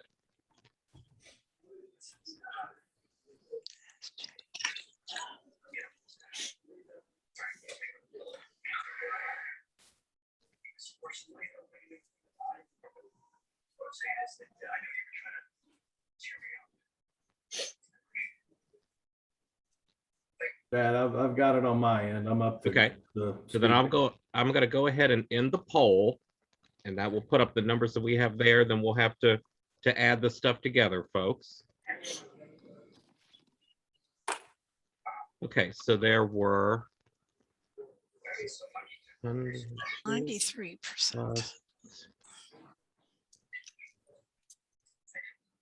Brent, how many people sent you votes? So we know the total number of votes cast. Yeah, I have an additional, let me see, we've got one additional no that's there and one additional yes. Okay, so that would be 114 votes cast. So 2/3 of that would then be 76 votes, I believe. So if 76 votes were needed to pass, Madam Chief, it appears that we have reached the 2/3 necessary to pass the amendments to the Constitution and bylaws. Okay, thank you. Thank you, Chad, for doing all that. Sure thing. I We're all in this together. We all got to help each other. yeah. Okay. So now,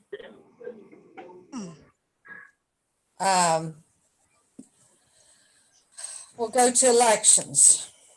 Alice sent me a note that she couldn't be here, so I think Brent or whoever can, or Chad can put that up on the screen and Jordan,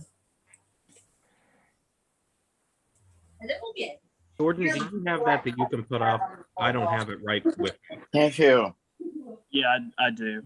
Give me just 1 second here.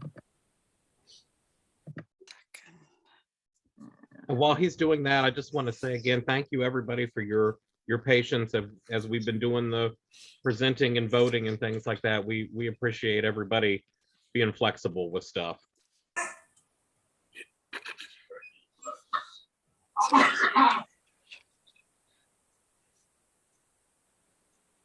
So, Madam Chief, this is the report then that the nominating committee submitted as their official nominees for today. That's what's being shown now. okay.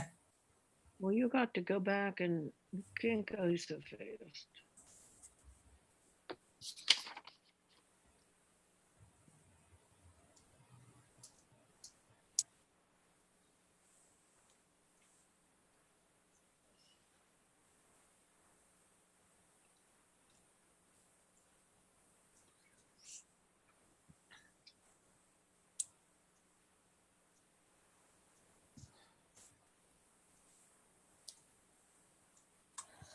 Okay.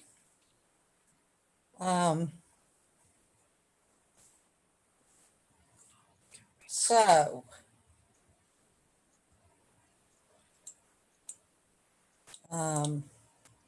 Can you scroll back up, Chad? Or whoever's doing the screen share?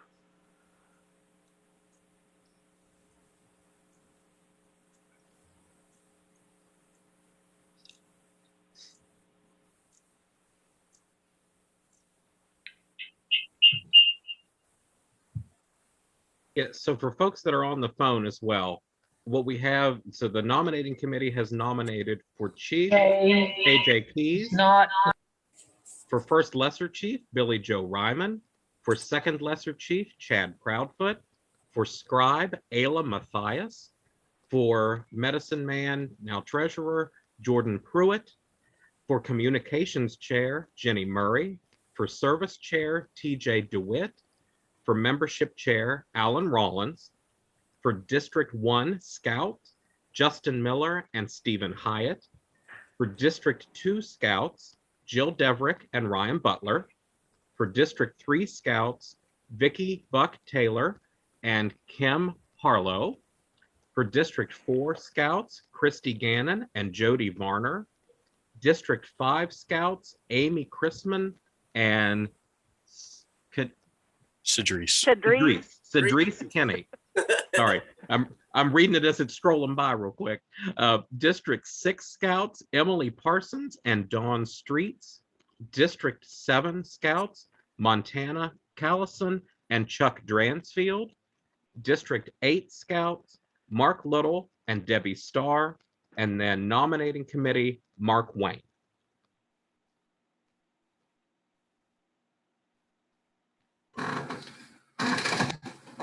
I have a question. Okay.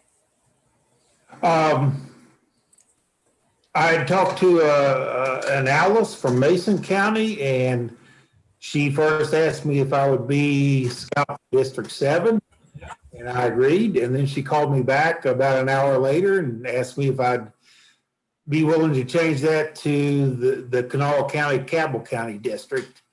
And I said I can do that. So, so I'm not sure. You know, I'm still listed on District 7. I'll be glad to serve either one because I'm from Monroe, but I live in Kanawha.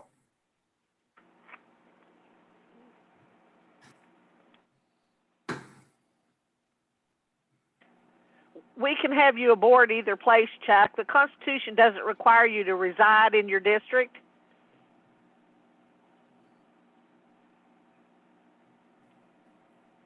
Well, I just wanted to make sure, you know, like I say, I'll be glad to serve either place. And we thank you very much. I was under the impression that that she wanted me to switch to the Kanawha County, Cabell County District.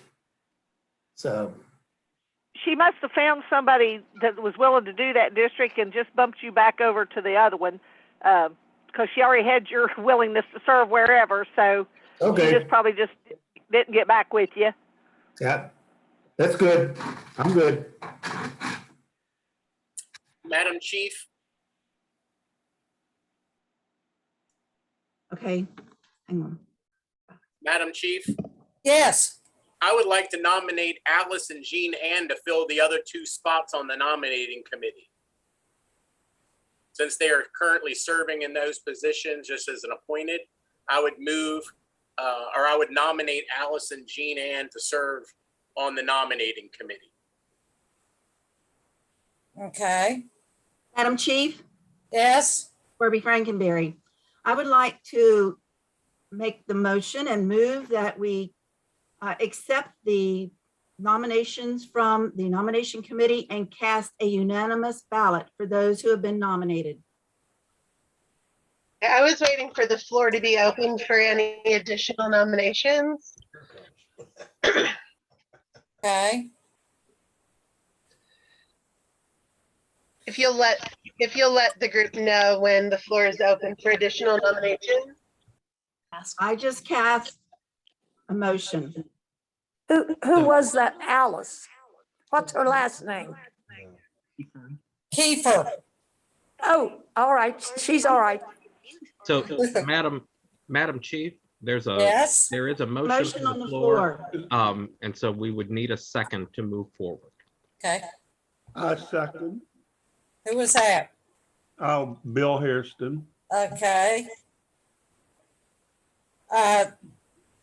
Discussion? Will there be an option for the floor to be open for additional nominations? Because that was Well, there's a motion on the floor. Yeah. So if this motion passes, then no. So the motion that Barbie has made would be to take the nominees as they are and elect those. So if this motion passes, that would end the process. If people would want the floor to be open for more nominations, then they should vote no on this motion. Okay. Wasn't there? There's another motion before that. Yes. There is a motion before that from Locke. So Locke was offering nominations while the floor was open for that, which was in order. But then Barbie's motion was also in order to then stop that and move that election. Chad, may I make a point of order? Go. Wow. The point of order is Barb Frankenberry's motion is out of order. The motion in order is the Locke's nomination for 2 people to the nominating committee has yet to be seconded and voted upon.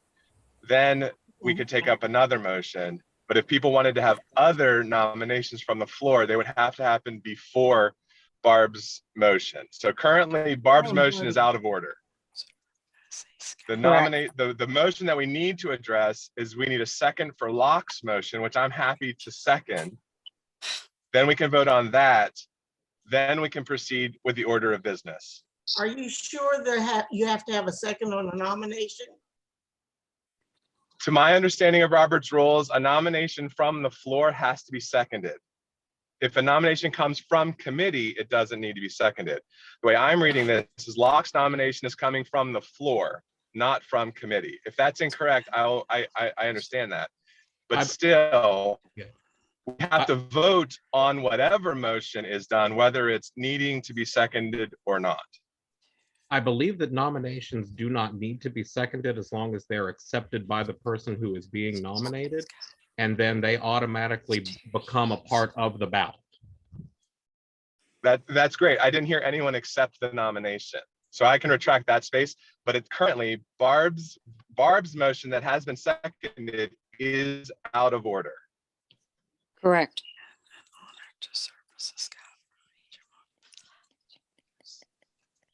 Okay, so as I understand it, then Alice Kiefer and Jean Ann McGuigan would be added to the slate under the nominating committee as nominations, and then they would become part of the slate. I move that we accept the nominations as presented and cast a unanimous ballot. You want to second it? Second. Again, you can't do that yet. Okay. Why not? Do we need to call for the question on voting on Alice and Jean Ann to be added to the slate? Correct. Didn't think there had to be one. I don't believe that we have to vote on adding them to the slate. Nominations are just nominations. Then they're added to the ballot, and the vote would come when there's a vote on those on the ballots as it happens. So Have they been given an opportunity? They are on. Sorry, Chad. Have they been given an opportunity to accept their nomination?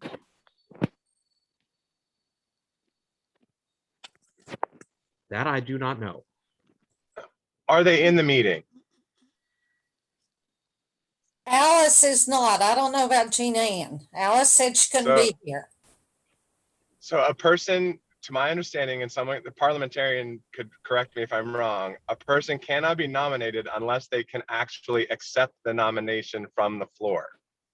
And then once all this is done, it would be appropriate for the chair to ask if there are any further nominations. I believe that is correct.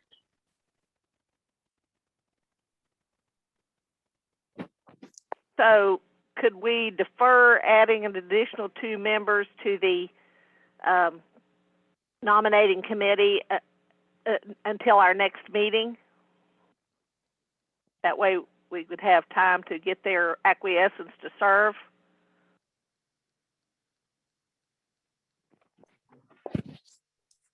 Or Cheryl, you could do that, but if that happens, then you're not voting on the slate today. Okay. I have a question. understand. What was Bill Hairston wanting? And could we let him say what he wanted?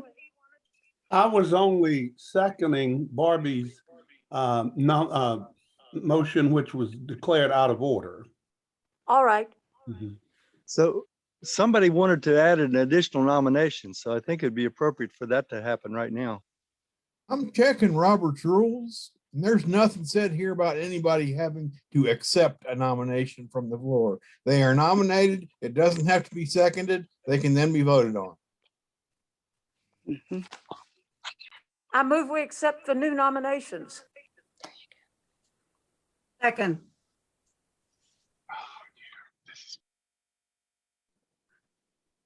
Okay. And there Any, was Question, I encourage no, because there are some more people that would like to be nominated for positions. This is Ayla Matthias, and I move that we amend the original motion to accept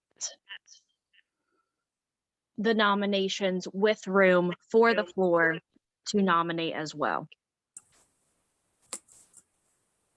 Point of order, there's a main motion still on the floor from Barbie. It was ruled. Out of order. He withdrew his ruled out of second. The second was withdrawn, so we should not, it wouldn't be liable. Who's the parliamentarian, please? we don't have one, but We don't officially have a parliamentarian. Can someone appoint one so that we can move forward? Chad, can I do that? That would, yes, that would be to the discretion of the chief, if the chief would like to appoint a parliamentarian for the meeting. I appoint Chad. Will you do it? Sure. And so I would recommend that if a second has been withdrawn, then that means that we do not have a main motion on the floor. And so we would be back to the original position of being open to the floor for nominations. Okay. I would like to submit a nomination, please. Okay. I would like to nominate Shay Teeter as first lesser chief to add to the current list. Can I be heard? I did second Barbie's motion in chat.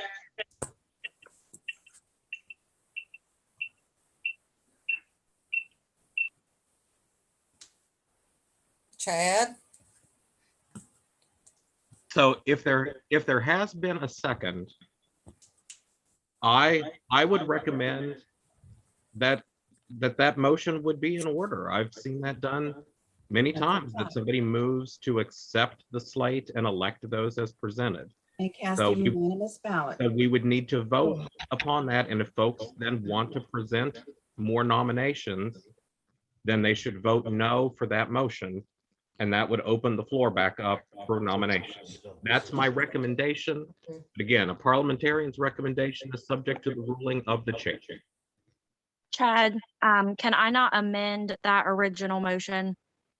Move to amend that original motion? I would have to accept it, no. If it's a main motion can be moved to be amended as long as the amendment is seconded, and then there's a vote on the amendment and then a vote on the motion itself.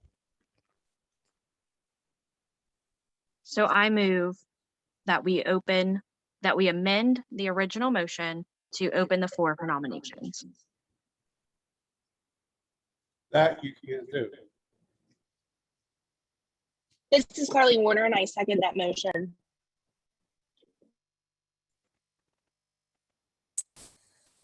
Okay. I didn't hear Bill's The motion is to accept the nominees as they are on the ballot. You can't accept and add at the same time, I don't think. I don't want to be technical. I just want us to get past this. When you get past this, if they have the notes. Yeah, I believe that her motion would be amending Barbie's motion to keep the floor open for nominations. Okay. Correct. Yeah, just to clarify, this is Carly. I was seconding the motion. You were seconding the main motion or the amendment? The amendment that Ayla Okay. made. So then, Madam Chief, the vote that we would take would be on the amendment, which would be to amend the main motion to keep the floor open for nominations. Okay. So if folks would want the floor open for nominations, you would vote yes to this amendment. Okay. All those in favor of the amendment to the main motion signify saying aye. Aye. Those reactions. Your check marks. I call for a recorded vote of either check marks or hands. And then those that are against that, please use the no reaction or the X. Yes.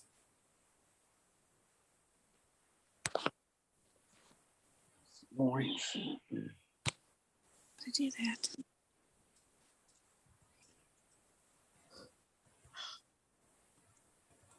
So Madam Chief, it appears as though the ayes would have it.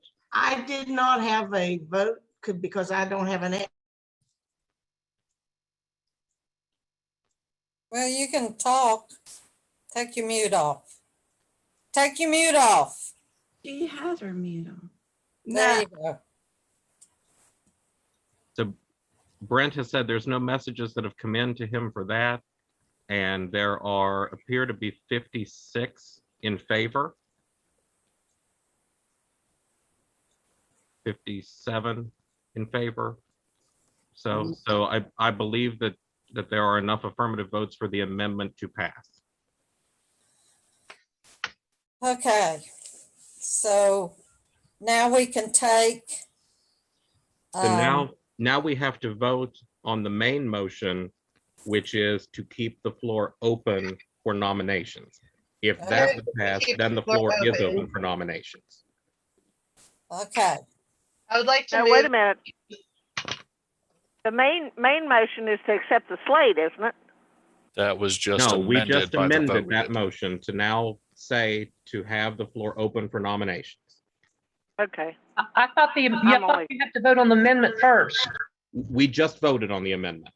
So now that we have amended it, now that means that the main motion is to keep the floor open for nominations. So it creates some redundancy, but that is what our motion is. I have a point of discussion.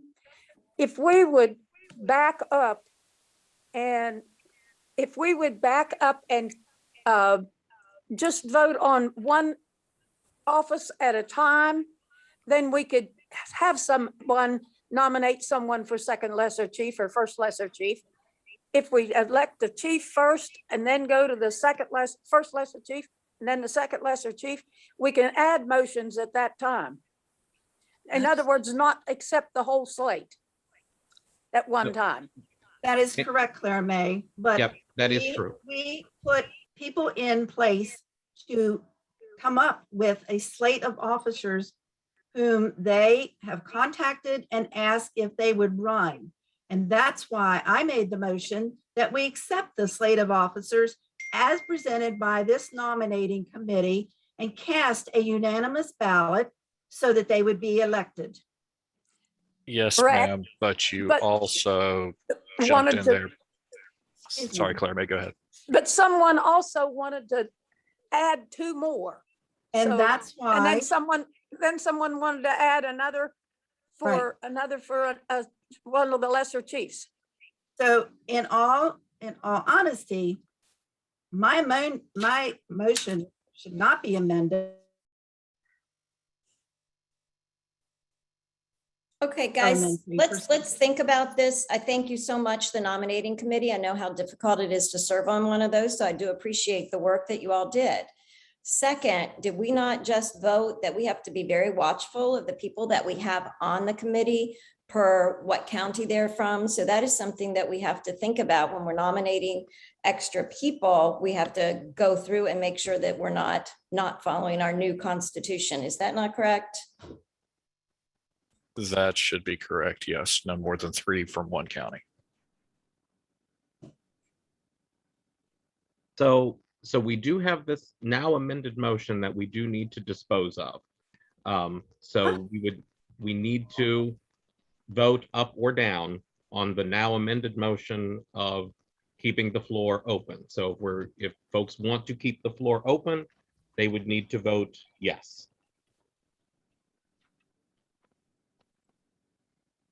Okay. I call for a recorded vote. Either use your check marks or your hands or your X's. Okay, everybody vote.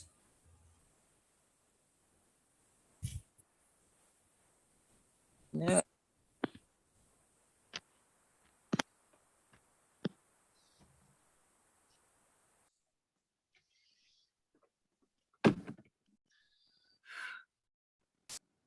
I didn't vote yes.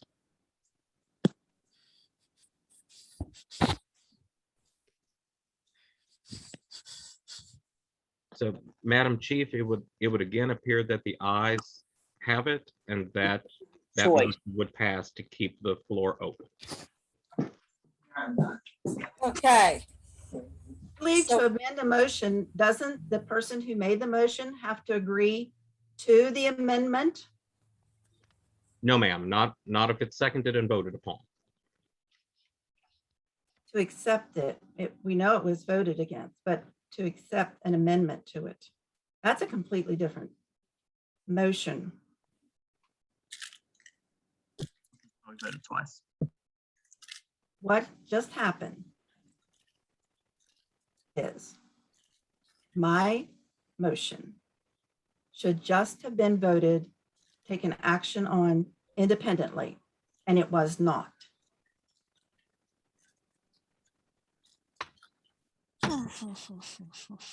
Just saying. Madam Chief, it appears that this vote has passed that the majority would like to keep the floor open for nominations. So I would recommend that we move forward with Out of order. Wow. I have a nomination, Ms. Chief. okay. I'd like to nominate Abram Schoonover for our chief. Okay, Madam I Chair, second the nomination. There it is. Good enough. Madam Chair, I nominate Chad Proudfoot for chief. okay. And, second that motion. and as flattered as I am, your nominee declines the nomination.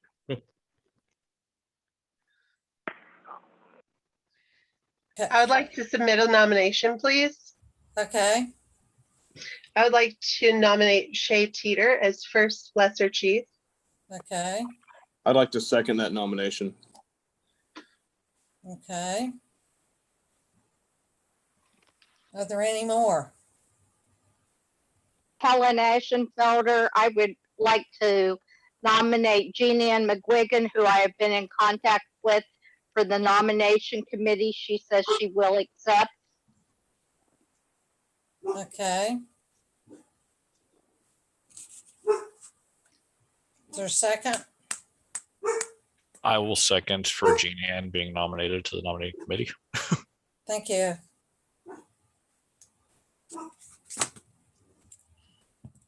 I have a question.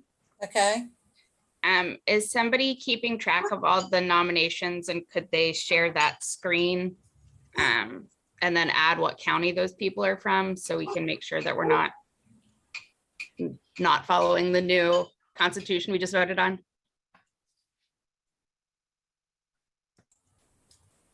I have some of them. I know someone gave a second to Jordan's nomination for Abe Schoonover, but I did not get that one written down. I think I have everyone else. Jenny, it was me. Thanks, Craig Craig. Young, Marshall County. Madam Chief, may I ask a question of the a parliamentary question, parliamentary inquiry? okay.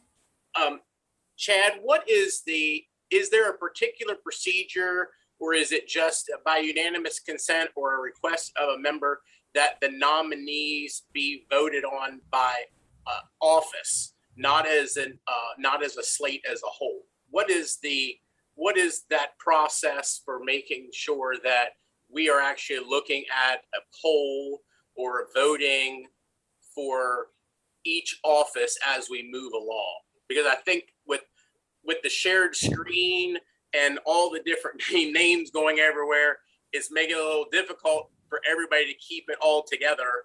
Can you please enlighten us on any procedure that we have to follow to go that route? Yes, so last year, the method that we used is we used the poll feature here in Zoom as a ballot, and that anybody who wasn't able to do that was able to either send a direct message or text Brent Clark their votes for any of the offices, and that was how we did that. And it Is that further parliamentary inquiry, Madam Chief? Does that need to be voted on, or can that just be of a demand of a member that they to move in that fashion? She doesn't know. Well, it was a parliamentary. I would recommend that we move in that fashion because I think that that provides the clearest way to do that, and Technically, and takes away the confusion. Chad, if I may. Yes, ma'am. If it is not a unanimous ballot that is cast, then you take each office individually, you ask for nominations, and you have to ask 3 times in order for it to be closed as successful. She's right. Oh, who said that? That was a little bit out of order as well, Ms. Frankenberry. I'm sorry, I want to know. I was just asking, and so are you.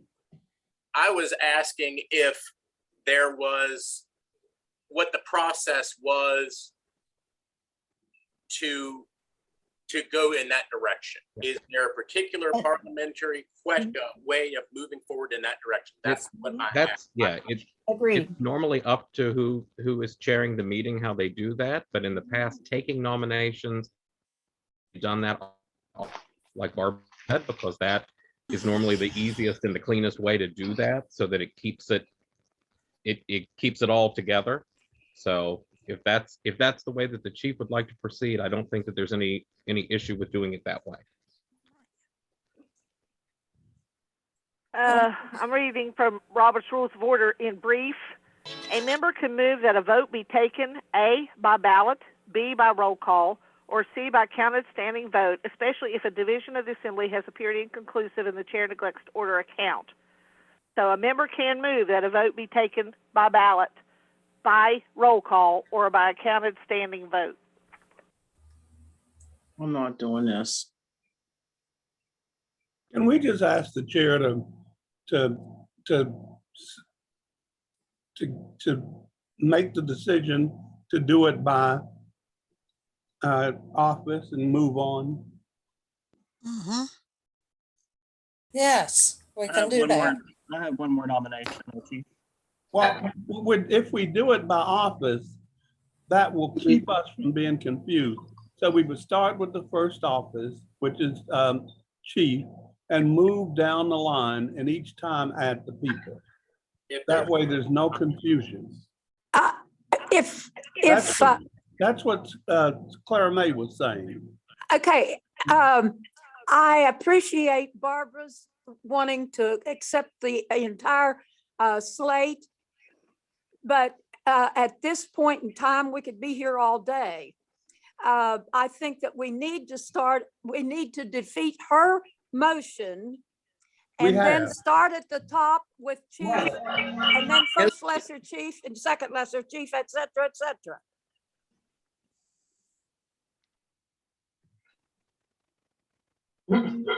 Clara May, I'm not the parliamentarian, but we did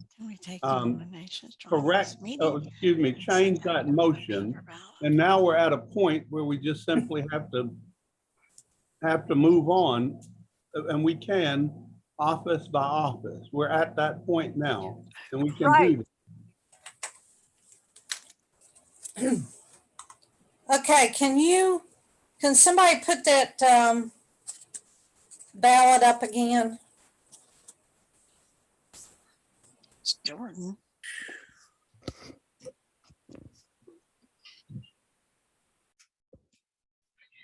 Madam Chair, may I nominate another individual? Go ahead. Oh, excuse me.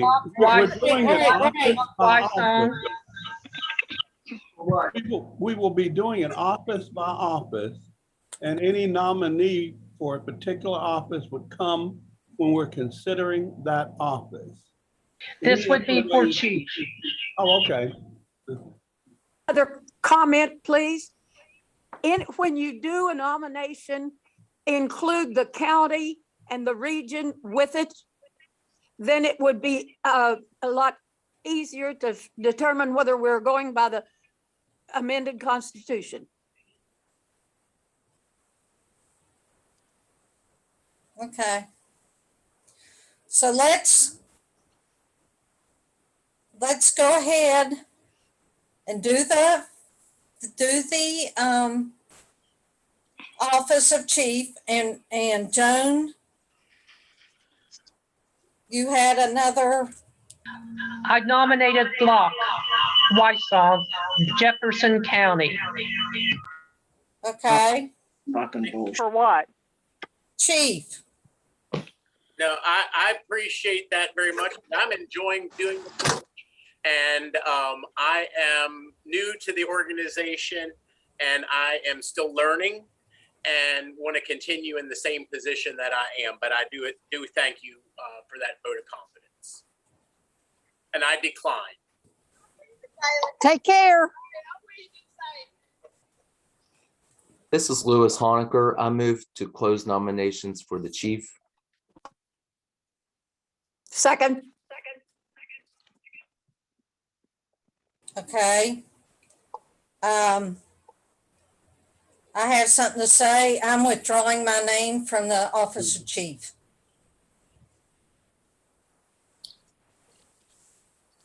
So we'll go ahead and vote for chief. Could we please call the names out for the office of chief, please? It's Abe Schoonover. I believe he's from Preston County. Preston County, Abe Schoonover.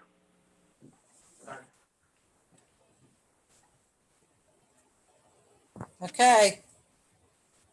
Everybody, I apologize. I'm trying to get that list up for the group here. I'm trying to put the counties on. I do not see more than 3 names from Preston County. Just I think going back to the Constitution and bylaws. So I think there are 2, I believe. So sorry for that delay. I'm still trying to get that put together. Just wanna let you know. Who was the second to Lewis's close? It was Claire May, Jenny. Thank you. Okay, so do we need to vote? Go ahead. We No, would, go ahead. We would need to vote, but if there's only one nominee, we don't need to do a separate ballot. Right. Right. Okay. First lesser chief, we have Billy Joe and Shay Teeter from Randolph. Billy Joe from Berkeley. Mineral.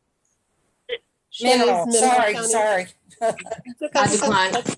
I decline the nomination. Thank you, Billy Joe. So we have Shay Teeter.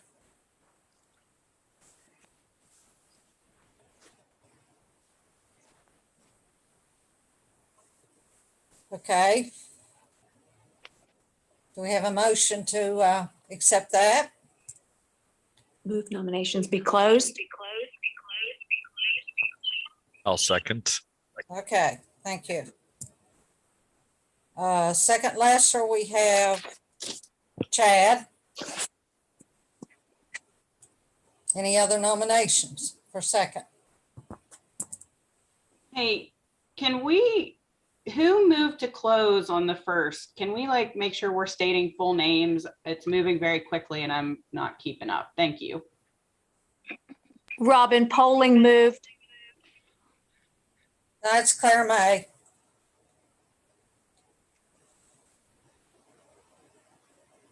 Okay. I, Rebecca Walters, move to close the nominations on second lesser chief. I, Ryan Kern, second that motion. Second. Somebody already did. Okay. We're down to, where's that list, Brent? I'm down to sorry. Let scribe. me throw it. I'm afraid if I put it up there and everybody sees me editing, they're going to focus on me, my poor Excel skills. Let me throw it up. I'm right there at it, KJ. Let me get it up. Okay, scribe, we have Jordan Pruitt. Any other, thank you. Any other nominations for scribe? Scribe is, Jordan is under treasurer, I believe. I know, I goofed. I'm sorry. I messed up. I was thinking something else. Scribe. Do we have any other nominations for scribe?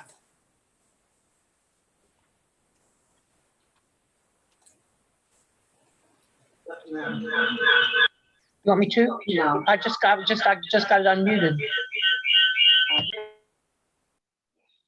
Okay. If there's no more, I move that we close the nominations on scribe. Clara May second. That was Locke. okay, who's the second? I'll second. Davy Star. It was Clara May. Debbie Star. Okay. Treasurer, we have Jordan Pruitt from Mercer. Any other nominations? Clara May, move nominations be closed. Okay, we got a second? Megan Midcap seconds. Okay. Scroll there, Brent.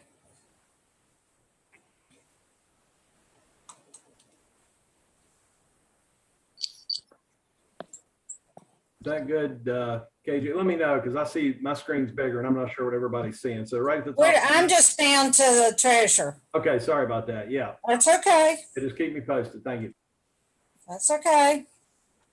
So Brent, if you can scroll on down, Well, that's what that's the last one we see as treasurer. yeah, that's what he's trying to do here. Okay, I see. Okay, hang tight 1 second. Okay.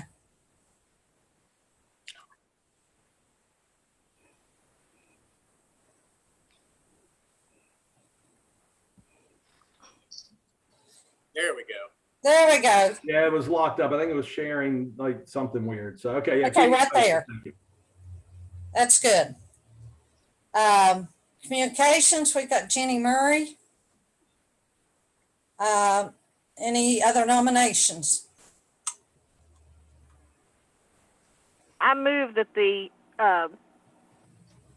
nominations for communication service and membership chairs be closed. I second it. Clara May. I second it. Clara May. That was Cheryl Okay. on the motion.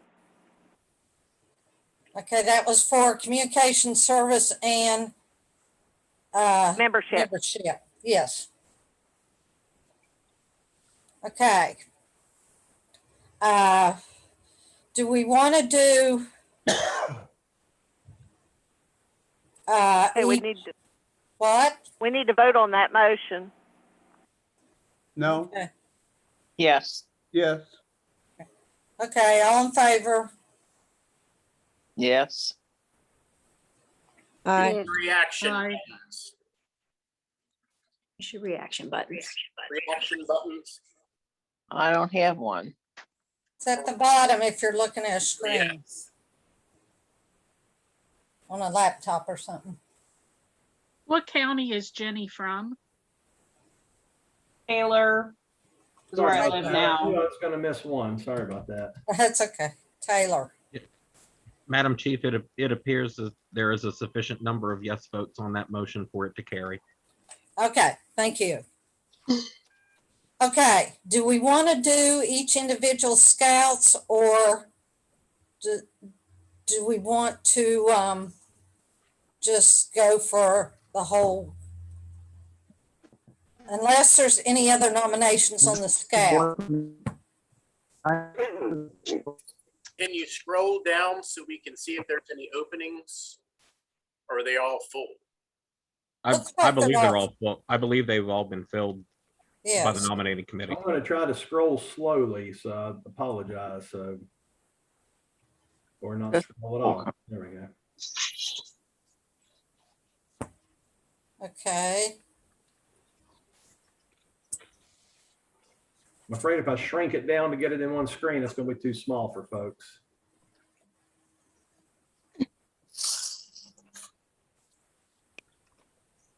okay, so everyone's full unless somebody has somebody they would like to nominate for a scout. Madam Chair, I, Ryan Kearns, move that we close nominations for districts 1 through 8 for the Scouts. Okay, Helen Ashenfelder second. wait. Who seconded? Who we got? Helen Ashenfelder second. Okay. So, we need to, Chad, we need to vote on this. Yes. Okay, all in favor of accepting all the scouts listed here? Vote, go ahead and vote, Say aye. or say aye. I, Lindsay Fromm. I can get mine.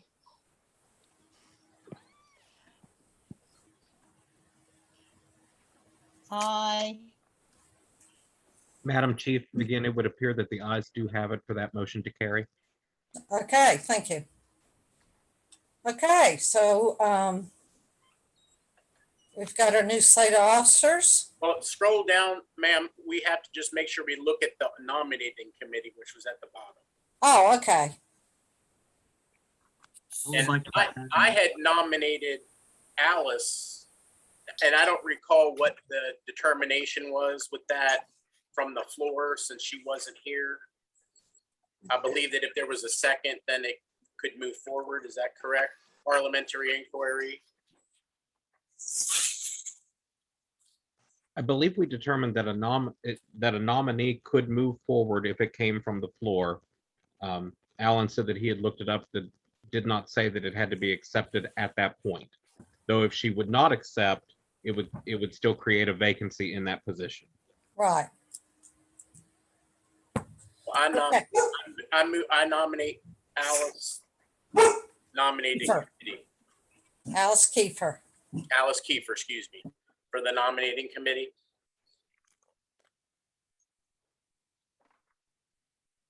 She's from Mason.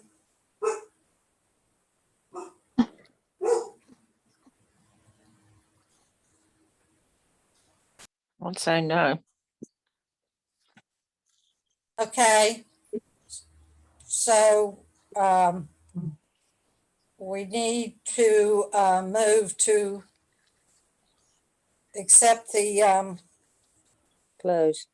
unless there's more nominations for the nomination committee. If not, go ahead. I move this lockwise song, I move we close the nominations on the nomination committee. I, Lindsay Fromm, Pleasant County second. Okay. All in favor? Aye. Aye. Aye.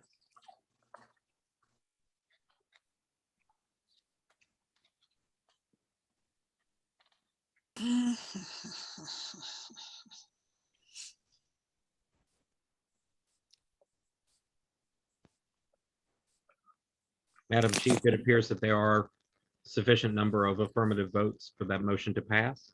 Okay, thank you. Okay, so we have our slate of, we have our new officers. And if, Madam Chief, yeah, can Brent scroll through that again or double check, make sure we don't have any county above 3 for certain? That would be Yeah, I'm helpful. gonna scroll, yeah. yeah, that's a good point, Mike. I'm gonna scroll slowly, and if everyone can help kind of keep all the different counties in your mind here. Anything with more than 3. Did No. I hear Mineral County at one point for Shay Teeter? Yes, and I need to correct that. She did say mineral. I had Upshur on my mind for some reason. Thank you, Jenny, for catching that. Yeah, please, if anybody sees something that's wrong, let me know, because some of this I was going off the top of my head. Okay.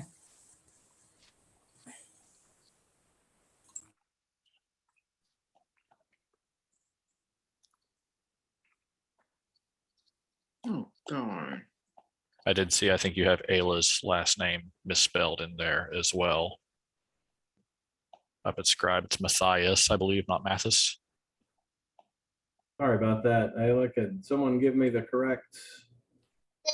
Mathias. I didn't even catch that. Mathia. Thank you. Thank you both. Kim Harlow, Scout, is Roane County. You have her as Jackson, but she's Roane.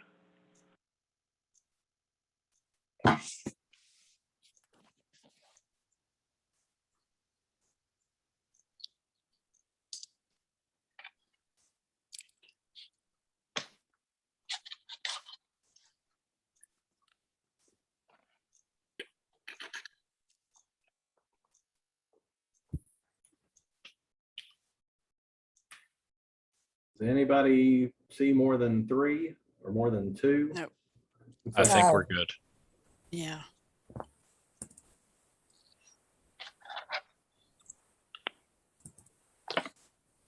Okay. Well, I guess, Jenny, you wanna, or, JR, want to talk about the consecration? Just a little bit. Point of order, do we have to vote on the slate now that it's been finalized? Yes, Sorry. so Madam Chief, I move that we accept the slate of officers as nominated with those that have accepted and declare the slate officially elected. Okay. But you wouldn't let that happen when she did it. Yes, actually, I thought that her motion was in order. I will second Chad's motion. This is Michael Dawson. Okay. All in favor? I'm done.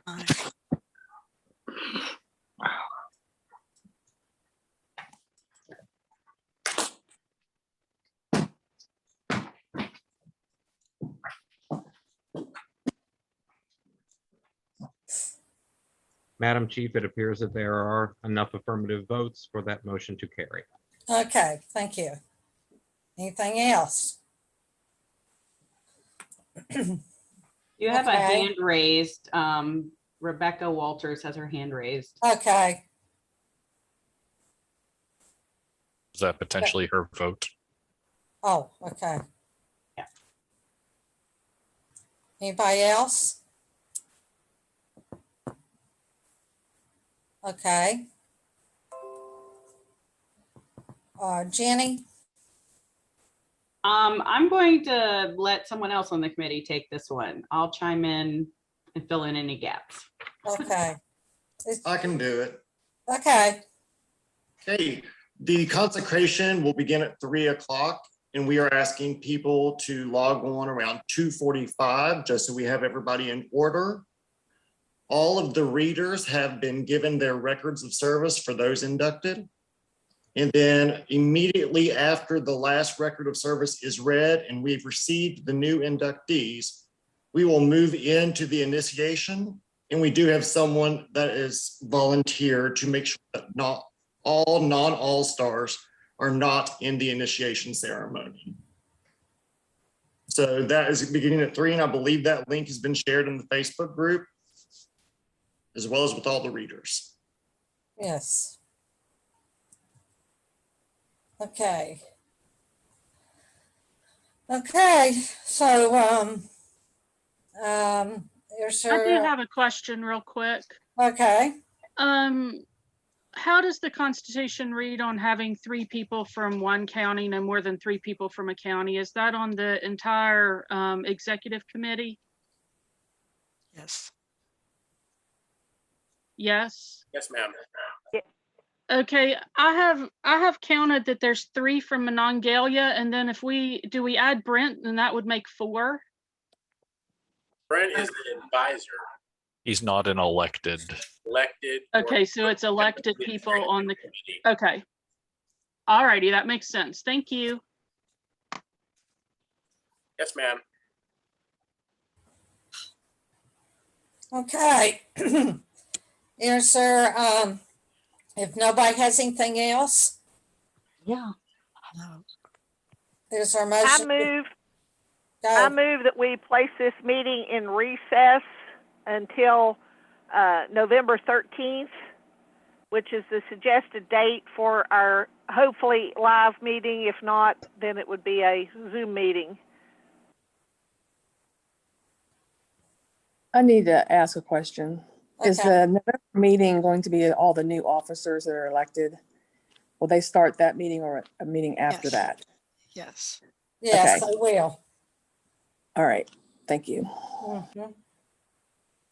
Can I ask a question? November 14th is a set, I don't under, what, November 14th is a Sunday, No, 13th.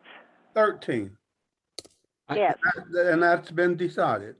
Well, that's been identified as a time that we might, the mill is available and we may be able to be there live if COVID settles down. And so, Madam Chief, you know, we were hoping to get together then. Madam Chief, rather than us setting that date right now, since there are things that are not done in stone, I would recommend that we officially adjourn this meeting today, and that whenever it can be brought together, it be a called meeting by the chief under the Constitution. Okay. Good point, Chad. I'll withdraw my motion. Okay. And in that instance, then I will move that we adjourn. Is there a second? Helen Ashenfelder seconds. Second. Clara May second. Okay. We'll see you all at 3 o'clock. Thank you. Thank you, everybody. Thank you, everybody, for your. Thanks, Locke, for presenting well for the committee. Thank you. Yes, ma'am. Thank you.